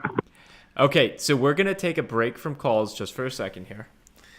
We're gonna take a break maybe for 5 minutes. Then Allie will open up the lines and we'll get you to call in. The community is usually pretty good about it, so we'll let you call in. We'll help you with your NX deal. I want to answer a few questions, Pops, that have come in. We've got Lindy Magoo says, is there an unwritten rule here that we shouldn't disclose YAA to the dealership we are dealing with? I was in my dealership last night and my salesman was very interested in the tools I was using. What's your take on that, Pops? You know what? I don't know that there's an unwritten rule. I would hope that everybody would share what we're doing, because what we're doing is designed to make it easier for those who sell cars for a living to sell the car. It's to make it easier for those who want to buy a car, who are in need of a car, to make it easier for them to do that. The whole concept behind what we're doing is trying to figure out ways to save everybody time and money. Yep. And as I like to say, the two things that none of us ever seem to have enough of, unless you're Buffett or Bezos. Well, they still don't have enough time. It's universal. But they probably have more than enough money. Yeah. But most of us don't have enough time or money. And so if we can figure out ways to make it easier for the seller to sell and the buyer to buy, then we've accomplished what it is that we're trying to do. And so I'm actually going to share my screen. I posted on LinkedIn 8 hours ago. I'm going to read this. March has been a transformative month. The Your Auto Advocate community continues to grow. Thank you to the more 60,000 savvy car buyers who have joined. And equally as important, the impact we are driving is becoming more real and apparent every day. 2 quick stories. So this is the one about Mario, who sold the car. And one thing, and that video is going to come out sometime this week, so get excited for that. It was really awesome. He literally said, Mario expressed how quick and easy the deal was. In and out in an hour and a half, and that's including the F&I office, he said. So that's proof, right? When everyone's on that level playing field. And then the other thing is I met an individual in public. He recognized me when I was out working the other day, and he was expressing, how appreciative he was. I actually bring this up because if you go to my LinkedIn, you'll see that a lot of the people that like this and comment on this are actually, well, my dad, of course, because you got to support your son. You don't have to. But a lot of the people in here are actually like automotive professionals, like people in the automotive industry. And they're actually really excited about this because they see the opportunity for it to greatly improve the efficiency of the business. Yes. And so I don't think it's a bad thing to let them know, hey, Your Auto Advocate, helped me. Yeah. No, tell them. Let them know. Let them know that like you've got a coach and it's us. There was what was it yesterday? I got an Instagram. Skylar hypes us on his Facebook page. God bless you, Skylar. But yesterday I got a direct message on Instagram, and don't ask me how any of that stuff works because I don't know. The best Instagram. But the message was that the guy used one of our templates, email templates, and the personnel at the dealership said, "Where did you get these templates? This is the fourth one we've seen today. So sooner or later, it's going to make enough inroads in the industry that dealerships will just recognize if you have somebody that's been educated to a certain degree, just make the deal through utilizing your auto advocate, that they'll know, hey, let's just cut to the chase. There's no point in doing anything other than that. Yeah. No, that's definitely the future. One would hope. Okay, so Allie sent stuff. George says I've shared your webpage to at least 12 people. I really appreciate it, guys. I think it works because it actually helps people. It's not a crazy concept. Okay, let me see if I can find Allie's email really quick, and then we'll open up the call line for her. The issue is, Allie, I have no clue what your actual name is, so I don't know how I'm gonna find. Perfect. I didn't really think that part through, but let me see. I know you said you're leasing a Lexus, so I'll see if I can find it quickly. Pops, banter. What? Banter? You just really? No, you're good. Okay. Yeah, I don't know if I'll be able to find it. You want me to vamp for a few minutes? Is that what you're saying? Amy D, do you guys provide private lessons? I wish you could come with me to the dealership. Thank you for everything you're doing. I will keep watching your videos. We do have the one-to-one consult calls. Yes, which is almost like private lessons. It definitely is. I mean, that's the whole point. We have the one-to-one consult. It's part of this bundle. In terms of coming with you to the dealership, we're working on that. We're not ready to be able to do that for everyone quite yet. I do see another email that's in my inbox here, Pops. That's Lease Analysis Live Show. Let me see. Let me make sure this has no... Okay, let's do it. All right. So we actually don't need the headphones on for this. So let me share my screen with everyone back at home. John K., thanks for sending this in. Proof that I have all these emails.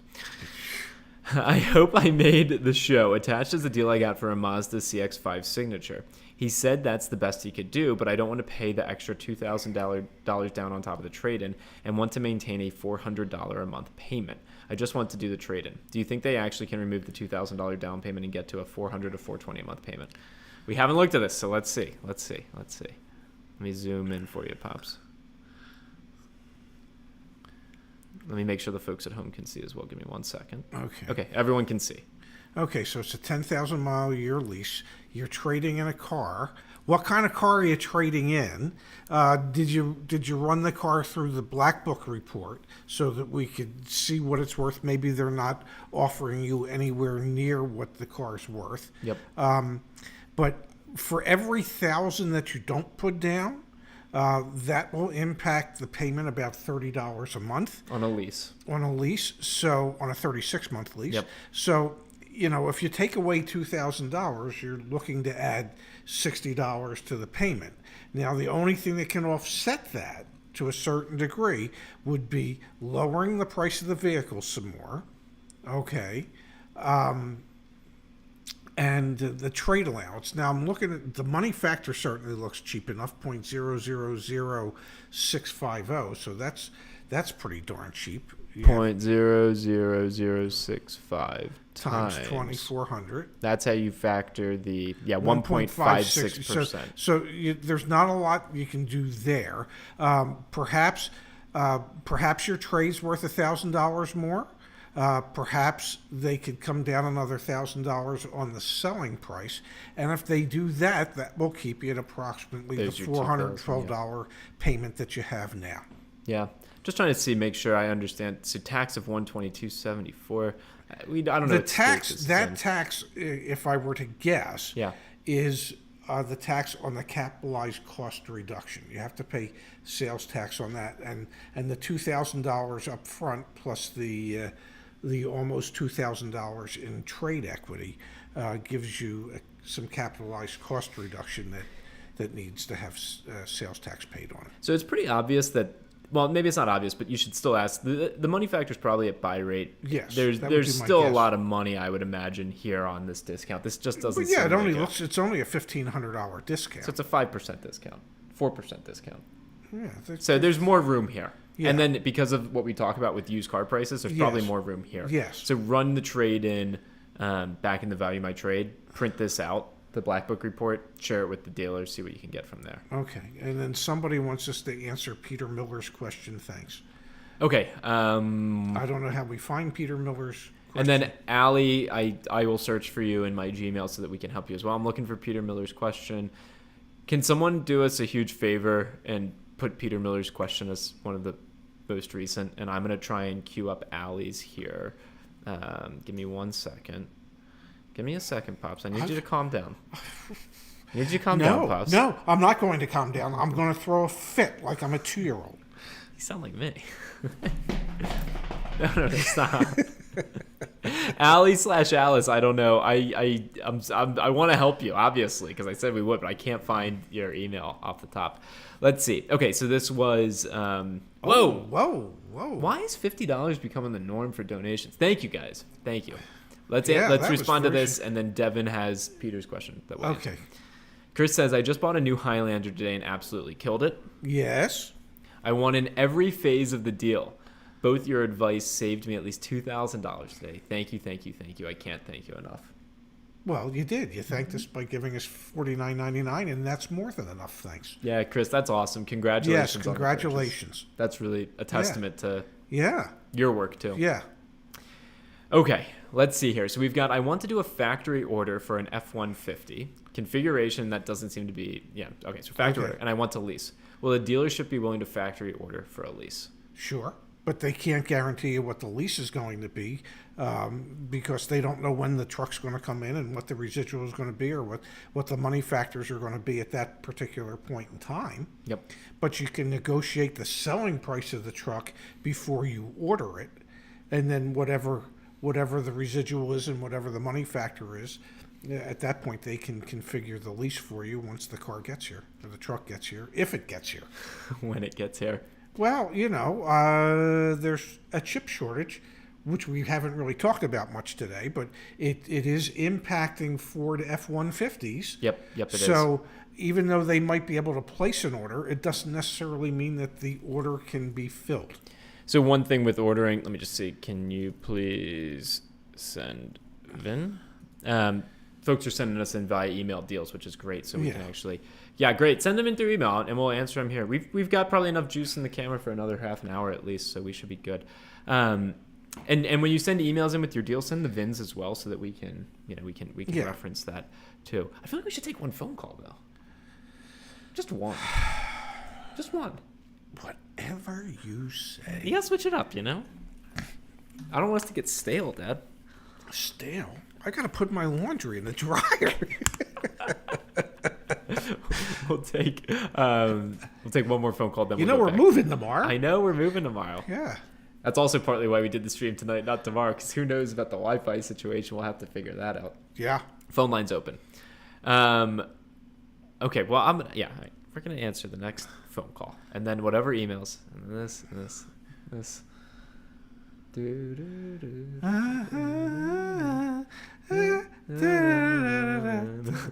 Okay. Peter Millers, thanks. So you can factory order without even mentioning you want to lease. What was that? You can factory order. You can factory order without even needing to mention you're going to lease. Yes. Yes. Yes, of course. Gonna put it on my nose. Let's call. We gotta call. Oh. Thank goodness. You're on with your auto advocate. What's your name? Where you from? What can we do to help?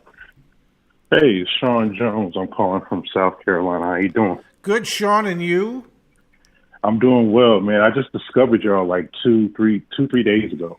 Oh my God! Let me tell you, I picked up a wealth of knowledge just listening to you and looking at your videos. I ran about the whole gamut of your videos, so I really do appreciate the knowledge given that you're doing. Well, we appreciate the appreciation. Absolutely. What can we do to help you with? So, one of your videos, you talked about purchasing a used car that is not in the same area as the buyer. Yes. And that's currently my situation. See, I'm looking for a Mustang GT between 2019, 2021. I still find some 20s that are new, but I'm willing to settle for like a used 19 or even a 20, providing it has the equipment that I want on it. But in the video, you stated that the price is the price, and most dealerships won't budge too much off of the price when dealing with an out-of-town buyer. So my question is, if I'm going to going with a used car, how can I ensure I'm getting the best deal?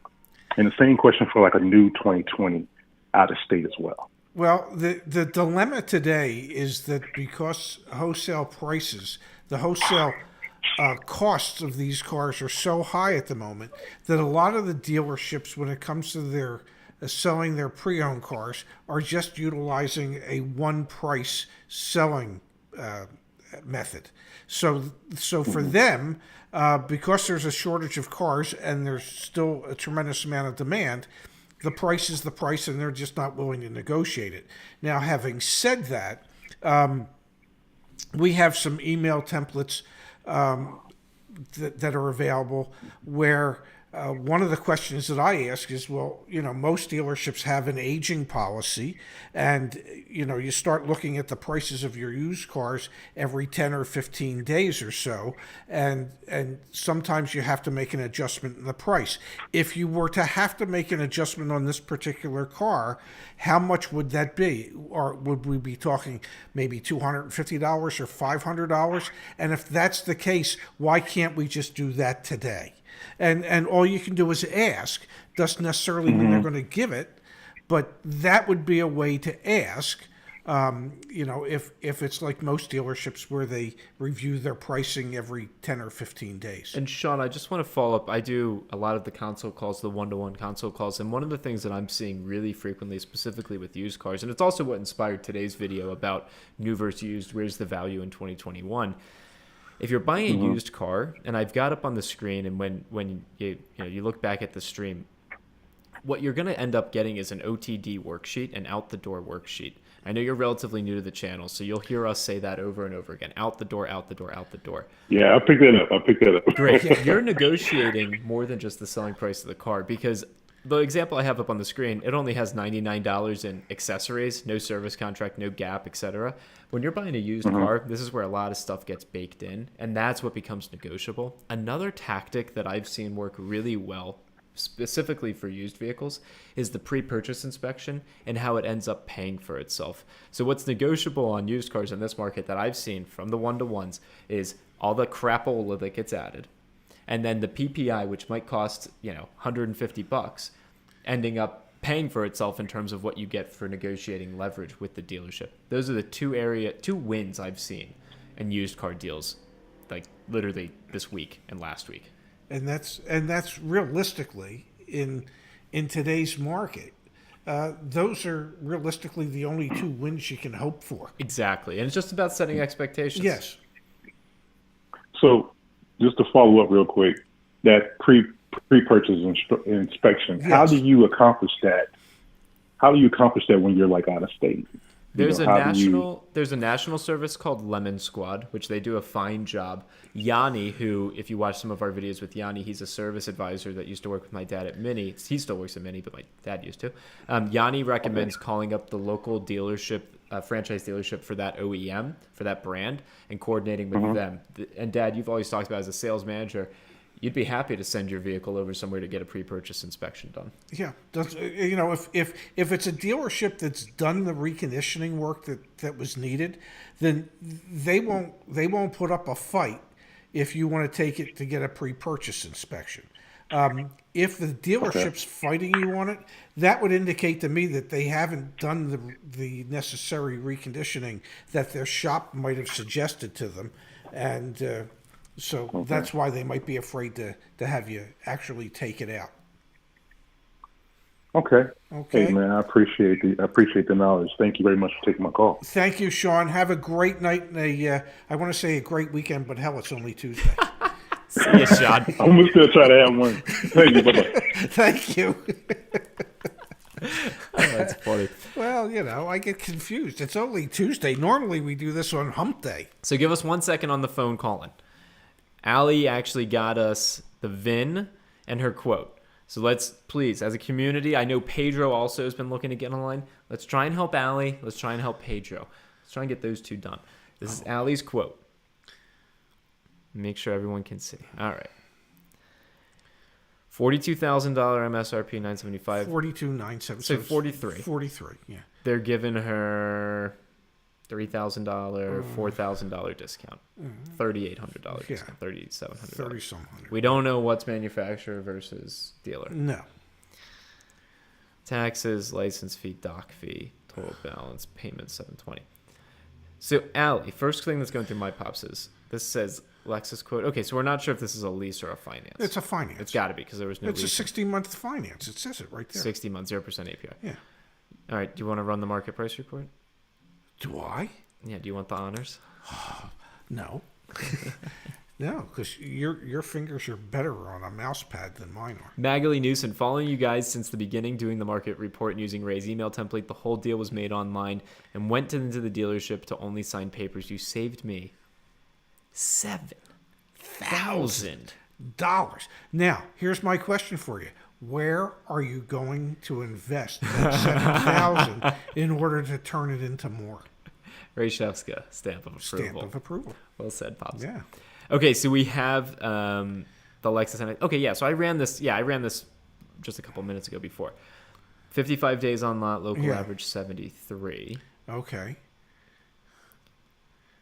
There's some that have 100 negotiability scores. Yeah. Same advice as always. Is that what's going through your head here? Well. Contact multiple dealerships.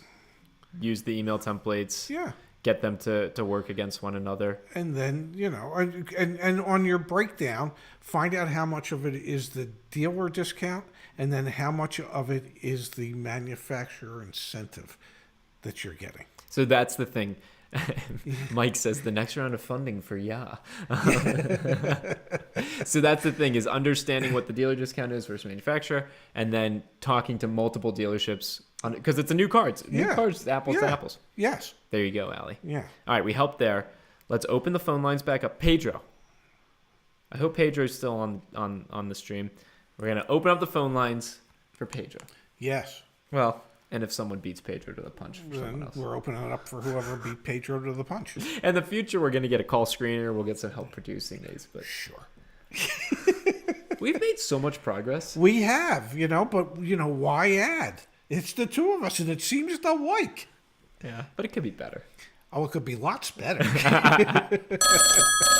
Yeah.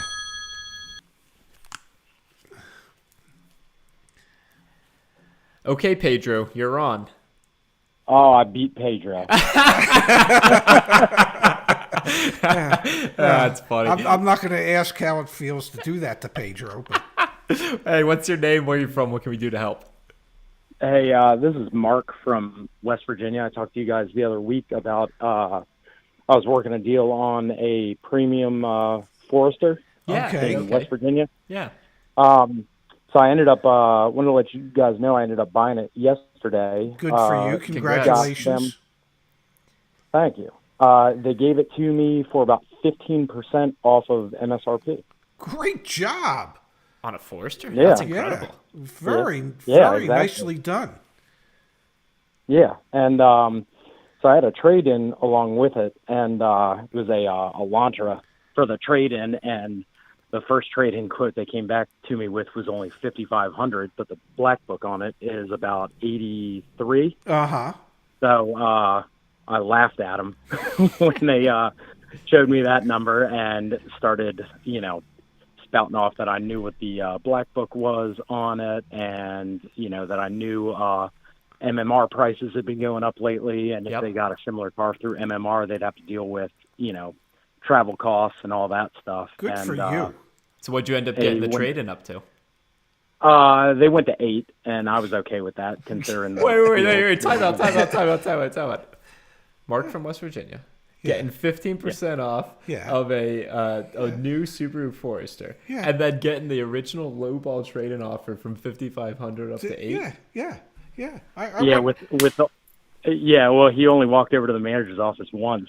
I told him the minimum I was going to take was 8 for it, and he asked, "Okay, if we can't do that, do you think that's going to affect us doing the deal on the Forester?" And I said, "Hell yes, it is."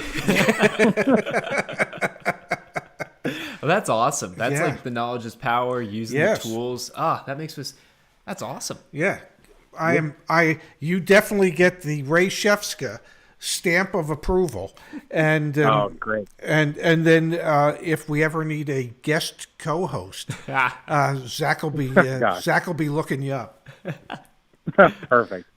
Well, thanks so much for calling in and coming full circle with us here. Thanks for being part of the community, and congrats again on the purchase. You did a great job. Yeah, enjoy your new Forester.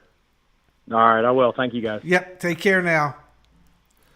Okay, Pedro. Look at that. Phone lines open Do for you realize that we have saved millions? I keep saying millions. we have saved thousands of people millions of dollars, and in some cases, lots of time.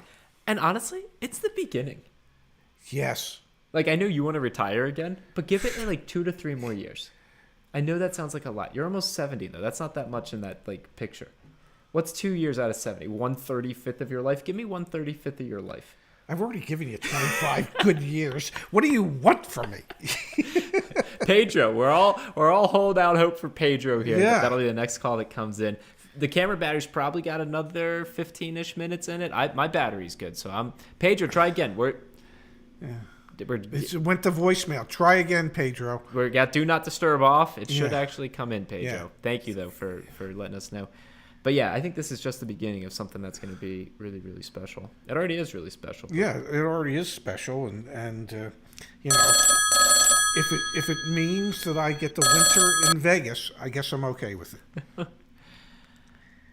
Okay, Pedro, good to have you on the line. Maybe you're not Pedro. Pedro? Hello. Is this Pedro? No, not Pedro. Sorry, no. All right, what can we do to help you? Not Pedro. Hey guys, my name is Corey. I'm calling from Southern California. I just wanted to call you guys and thank you guys so much for all the knowledge that you guys are putting out there. I've been watching your guys' videos steadily for, I'd say, probably about a week now, and just the wealth of knowledge that Ray has put out, and Zach, you know, the information that you've gathered from your dad and put out yourself. I just want to thank you guys so much. You guys saved me so much money on the new vehicle. I just want to kind of give you a real quick story about the money that I saved on this vehicle because of you guys. And then I want to ask you guys a question if you don't mind. We don't mind at all. Thank you. I was looking for a 2021 Honda Accord Hybrid EXL, and everywhere right now they're super tight on their pricing, and I couldn't get anybody to budge. I contacted several dealerships within my location, and nobody wanted to budge on the price any more than probably like $2,000. So I went into a local dealership that I had actually previously purchased a vehicle from. I'd say I didn't purchase. I leased a vehicle from them about 3 years ago, and I beat them up. I beat them up really hard. Not like, you know, to do it maliciously, but I really wanted a good deal on this vehicle. Yeah. And they let me walk over $480, I think was the amount, because I knew what I wanted to pay for it, and they would not let me get it. So I walked out and ended up going to another dealership that was a little bit further away and let them know, like, hey, this is the number that dealership gave me. You know, if you guys beat it, you beat it. If not, then I'm going to go somewhere else. And they ended up actually beating it, which the number I gave them was my number, not the actual previous dealership's number. So it was kind of nice. I got them to beat my number, and I ended up paying 14% below MSRP for that vehicle. Good job. Congrats, Corey. That's great. Yeah. Good Thank job. you. Yeah, Good thank you. job, Corey. What's the question? I honestly, I couldn't have done it without you guys. But yeah, so the question I have for you guys is this. Like I said, I have leased a vehicle from that previous dealership that I beat up and didn't end up buying a car from. And the lease is coming up in June. And I'm wondering if I have any leeway now with being able to purchase it. My wife wants to keep that vehicle. Do I have any leg to stand on when it comes to purchasing that vehicle? And if so, like, how do I go about doing that? Well, you part of the lease agreement was what the residual value is, and that's what you can purchase the vehicle for at the end of the lease. Now, if that's in California, I'm assuming that you have to pay sales tax on it when you buy it. But whatever the residual is what you should be able to buy the car for, plus tax and license. Because you're going to have to get new license plates because it's going to go from Honda Lease company to you. Okay. All right. So that's pretty much once you purchase, once you decide you want to purchase a leased vehicle, that's the number that they gave you. That residual number is the number you Yes, that's the number you can buy it for, and either the dealership where you originally leased it from, or probably the dealership where you just got your most recent Accord. Either one of them could probably help you with handling the lease buyout at the end. Okay, all right. So I don't necessarily have to go to that dealership that I originally leased it from. I can, because it was leased through Honda Financial. So yes, I can. Okay. You should be able to take it to any Honda dealer. Oh, well, that's awesome. That's great news because I kind of don't want to go back to the original dealer. Well, now you don't have to. Well, Corey, awesome. Thanks for calling in. Speak it into existence. The next caller is Pedro. The next caller is Pedro. The next caller is Pedro. Right, Corey? Okay. Thank you, Corey. Hey, I got fun. Yeah, Corey had enough of us. Yeah. Oh, that was awesome. Okay, Pedro, we're opening up the phone lines for you. Just for Pedro. While we just do, for Pedro. We have the members only live stream on Thursday. I don't know why I'm sharing my screen. Members only live stream on Thursday. So if you become a member at any of the different packages, $14.99 or the 30 for 3 months, or even the $49, which includes the one-to-one consult, we have the members only live streams every Thursday night. So join us for that. It's Pedro time. Let's hope. Oh, that call dropped. So hopefully that wasn't Pedro. Well, we'll just sit here and wait. We've only gotten 192 likes. Let's go, folks. Smash that like button. I like how you've become acutely aware of the YouTube algorithm, and now you know. It's like you need likes. You know, I think the more likes we get, the less likelihood it is that they're going to cut us off at the beginning like they did tonight. 2 calls at once. Which one do we do? Which one's Pedro? Let's go with New York. Pedro's in New York, I can tell.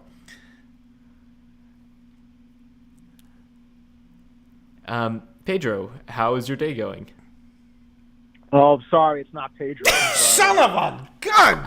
Oh my God! But I can be Pedro.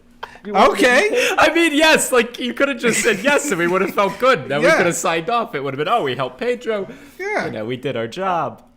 That's okay. You can call me Pedro. Okay. What's your name? Where are you from? What can we do to help? My name is Ashok. I'm from New Jersey. Hey, Ashok, what can we do for you? I have a question for you guys. One of the things that I'm considering doing is buying a car and then this is a good channel for you to be watching if you're interested in buying a car. Yeah, so I've kind of done some like number crunching between leasing a car for 3 years or just buying it and selling it at 3 years. So I just wanted to get your input on it because it seems to me that the lease numbers are a little bit higher than what I'd like to be at. Everything's probably going to be higher than what you like to be at. The lease residual typically is going to be inflated, and it's not going to be... But if you lease a vehicle, and Dad, correct me if I'm wrong here, the expectation shouldn't be in 3 years you want to buy it out and sell it for profit. That's unlikely. In the market we're currently in, that happens, but that's not going to be 3 years from now. So if you're getting a car and you want to hold on to it... Well, no, he's trying to decide if it makes more sense to buy it and sell it in 3 years or to lease it. And just be done all with I it want in is 3 years. 3 years of usage of the vehicle. Okay. What kind of car is it? Looking at a GLS 450. Okay. That's a Mercedes-Benz. Lease it. I would. I mean, it's always cheaper to buy a car than it is to lease the car and ultimately buy the car. But your lease payment should be less for 36 months than, say, what your buy payment would be for 60. Correct, but then I would also have the equity at the end of the 3 years in selling the vehicle so that number would go down. Well, let me ask you a silly question. How much money are you planning on putting down on a purchase? I don't know, maybe $20,000. Okay, well then yes, you would probably have equity. You know, a lot of people don't put that kind of money down so that they wouldn't necessarily be in an equity position in 3 years on a 5-year purchase. Yeah, it's another good point. I'm just trying to reduce the amount of money I'm spending over the course of 3 years. Someone mentioned in the chat that Ari, who we adore at Boston Automotive Consulting, Ari Janessian, did a video specifically about the GLC. I haven't watched it, so I can't speak to it. But if he's did, on a GLS. I know, but if you run the GLC numbers, I'm sure you'd get something comparable, relatively comparable. Well, it's going to be just add 20 grand on it for the GLS or 40 grand or whatever it is. But maybe I'd take a peek at that video as well. Works for me. I like Ari's video. Very nice. Yeah, see, we're part of the community as well. We like to support others. No, I agree. You guys are very nice. I love watching you guys. Well, thank you, Ashok. We're going to open the phone lines back up for Pedro. Okay? All right, sounds good. Yep, thank you. We're on. I am. Don't take this wrong, but I'm of the opinion there is no Pedro. Yeah. He's in the chat. Yeah.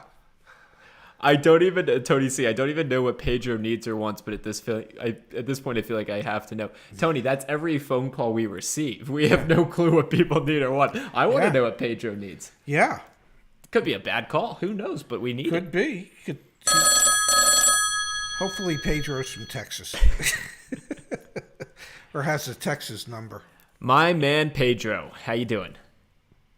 Hey, it's Pedro. Yes! Yes! Yes! Oh, okay. I can sleep easy tonight. What's up, man? All right, so I'm actually looking at a Tucson right now, and it looks like Hyundai's giving out about $3,500 in rebates. That is correct. But what is the I guess the outlook on that as far as I guess because it's going to get through tomorrow, I believe. But what's the outlook on them possibly extending that? Couldn't answer that question. I just don't know. You know, there have been times where when I was actively involved as a sales manager, where I said to people,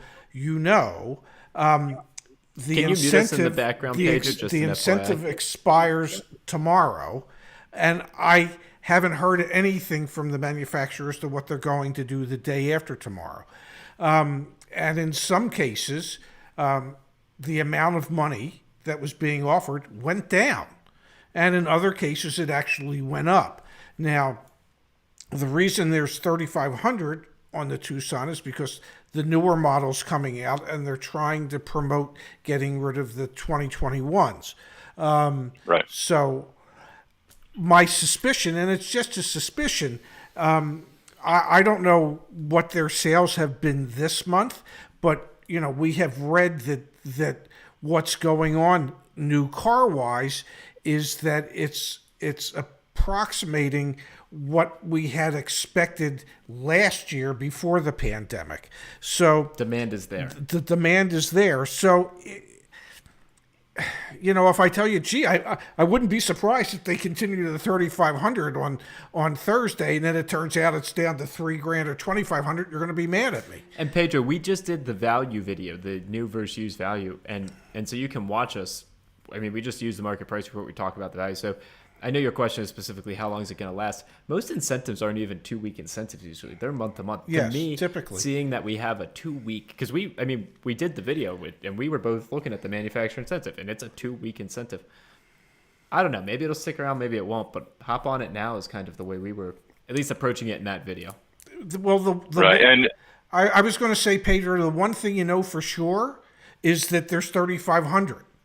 You know that today, and you know that tomorrow. The one thing you don't know for sure is what it's going to be on Thursday. And the other thing about Thursday versus today and tomorrow, it's the end of the month and end of the quarter today and tomorrow. Yeah. Thursday, we're at the beginning. So you've got even more leverage. And you've got to imagine, I think I mentioned this in the video when we filmed it for the Tucson, is if the manufacturer's putting 3,500 towards it for the consumer, what do you think they put for that 2-week period for the dealer to move that off their lot too? So there's probably incentive for the dealer as well from the manufacturer to move it. Yes. So your timing here is probably more advantageous than Thursday. Yeah. Right.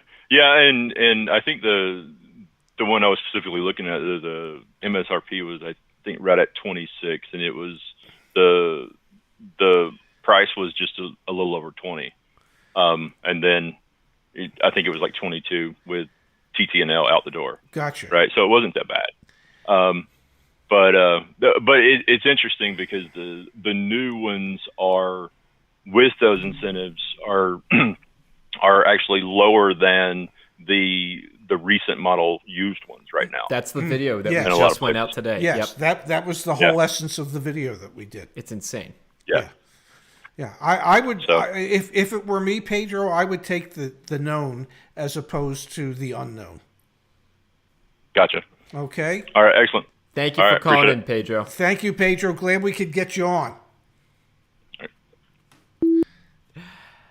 All right, let's take the headphones off. Okay, so there's some questions about the PPIs. Yeah. We've recommended Lemon Squad in the past, and we still do. I mean, they're fine. Local mechanic that is of the OEM is preferred. Lemon Squad will go on site. No matter what, just do a PPI. Yes. They're going to find something. You've always equated it to a home inspector. Yes. You're paying them to find something. Yes. And they feel obligated to find something, and sometimes the something they find, isn't a lot. It's just to justify their pricing. But you can use that as a little bit of leverage to save you a little bit of money. Yeah, and I'm telling you, I'm doing all of the one-to-one consults. Everyone that's buying a used car that gets one, it pays for itself. Yes. I've yet to come across someone who say, "Oh, I really feel like I blew $150 on a PPI." Either you're not buying something because it was a clunker, or you're getting it to pay for itself. It's a win. Yeah, absolutely. Oh, Mayani sent something to my email. Okay, Mayani, let me see if I can. Whoa, my email's kind of. There it is. Kind of blowing up here. Let's see. All right, Mayani just sent this. Mayani's been working on a Kia deal for a while. Yes. I am sending this email out because I am 2 cars away from Century Kia's all-time store record. Yay for Century Kia! I am very motivated to accomplish this, and I'm listening to any offer. Yeah. I have 1 day left to accomplish this, and I do not want to miss anything. Please email or call me with all offers. Thank you, and I look forward to hearing back. At your service. Yes. Can we just take, Mayani, I promise we'll answer this. Can we just take a moment to acknowledge how absolutely effed up the car buying process is? That you're about to spend $20,000+ and you have to get this email from, we're 2 cars away from our all-time record. Make me your best offer. F you. F this whole screwed up process. It's so effed up. Watch your tongue. I'm using the word F. It Frick. doesn't matter. Fudge. It just watch your tongue, young man. So, Pops, if you remember... I've been on my best behavior. You've done a great job tonight, Dad. Except for the golden tube.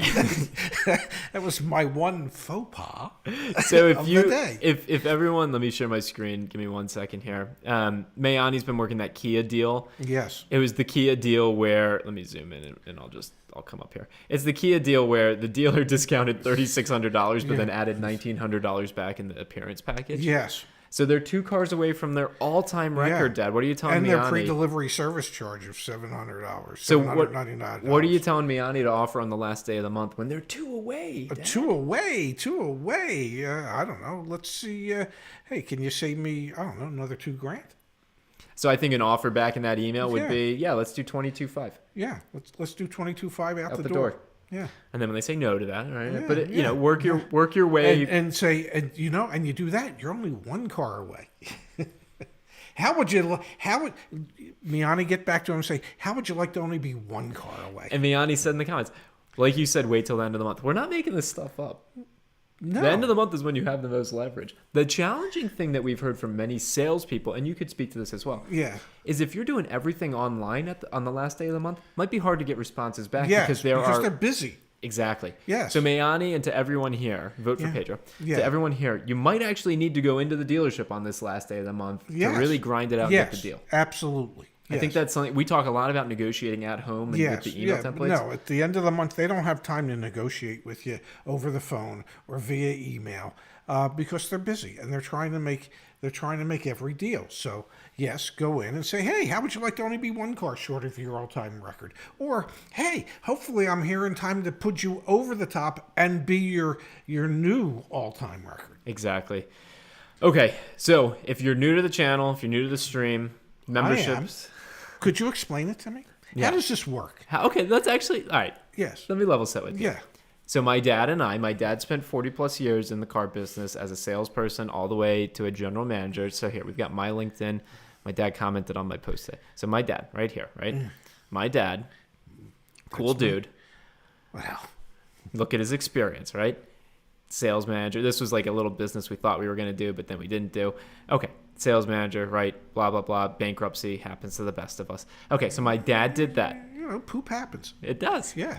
My dad did that. Yeah. Then my dad retired after my mom passed away, his wife passed away. Retired. It was, relaxing and everything. I quit my job, which is also documented back on LinkedIn for all of you who want to know the backstory of everything. I'm pretty sure it's right here. Yeah. Why I quit my job at 24 to go into business with my dad. So you can read that if you're interested. Filmed one YouTube video on my iPhone. Now it's got over 1 million views, which is incredible. Thank God he got a new iPhone. Now what we do, and initially what we did is we actually people paid us $500 to $1,000. We would negotiate their car deals for them. We got so busy we couldn't do it anymore. No, so we couldn't pivoted. provide the level of service that we think people are entitled to. So now we offer a membership. The membership gets you access to the software that we built, the market price reports. It also gets you access to the trade and estimator from Black Book, which is the book that most dealers use. Gets you access to the out-the-door price calculator and also the self-quote for vehicle service contracts. Then we do weekly members-only live streams. Those members-only live streams are 30 to 50, maybe 60 people. Yes, so we dive deep into specific deals. Individual deals. Then we also offer in this bundle one-to-one phone calls as well for analysis. That's what we offer right now. What we're looking to offer in the future is the buying service again. Yes. So later this year, before the end of the year, we will have the buying service again. We need, in case it's not clear what the plan is, we need this software to be so good that we can actually be efficient enough to do the buying service. So we're literally building the same tools that we're going to use. So hopefully everyone understands that. But that is what we sell, what we do. If it weren't for having the YouTube channel, we would have nothing. We have no community. We have no Larry R's out there. And so thank you to everyone that's a part of this. We could not do any of this if it was just the two of us. Well, and there would be no need if we weren't actually helping people and people weren't utilizing it. Yep. We have proven conclusively, and our community members remind us on a daily basis how much money we've been able to save them, how much we've helped to educate them so that they feel like they're on equal footing with a dealership that does this, 7, 8, 10 times a day, where you do it, once every 4 or 5 years. So BB says you may need to hire more than one Python engineer. Maybe. Yeah, maybe. Yeah, more than likely. Yeah. But, you can't get to 2 until you get to 1. We're 2 cars away. Yeah. We're 2 Python engineers away from really making this shit work. No, you almost made it without cursing. You broke it 2 hours and 11 minutes. Oh, my God. The fact that I made it that far without cursing is, that's like an all-time record. I'm pretty sure I curse in my sleep just so I can not go more than an hour and a half without cursing. End of the month, end of the quarter. Keep us posted on your car deals. Thursday night members only stream. Hopefully we'll have lots of success stories on that stream. Are you 2 members away from ... You get it? Yes. We're 2 members away from setting an all-time record. Don't you want to be part of that? All right, we're gonna go eat some dinner. Get your took us in gear, whip your credit card out, and sign up tonight.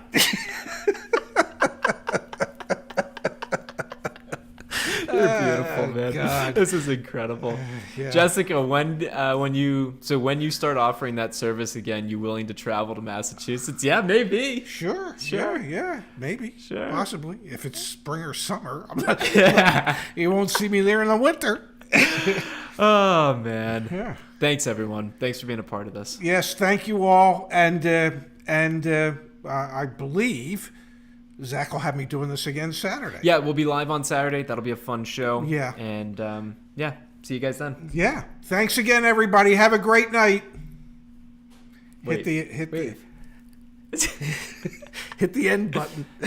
I hit the end button. You're done. Nah, hit it again. No, I hit it. We're done. Hit it. We're offline, Dad. No, we're not. We're not live anymore. You know, I'm going to curse, and we're then you're going to live. be sorry. We're not live. You're going to be Tell sorry. Me. So, what did you think of that stream, Dad? It was fucking. No, Dad, you can't.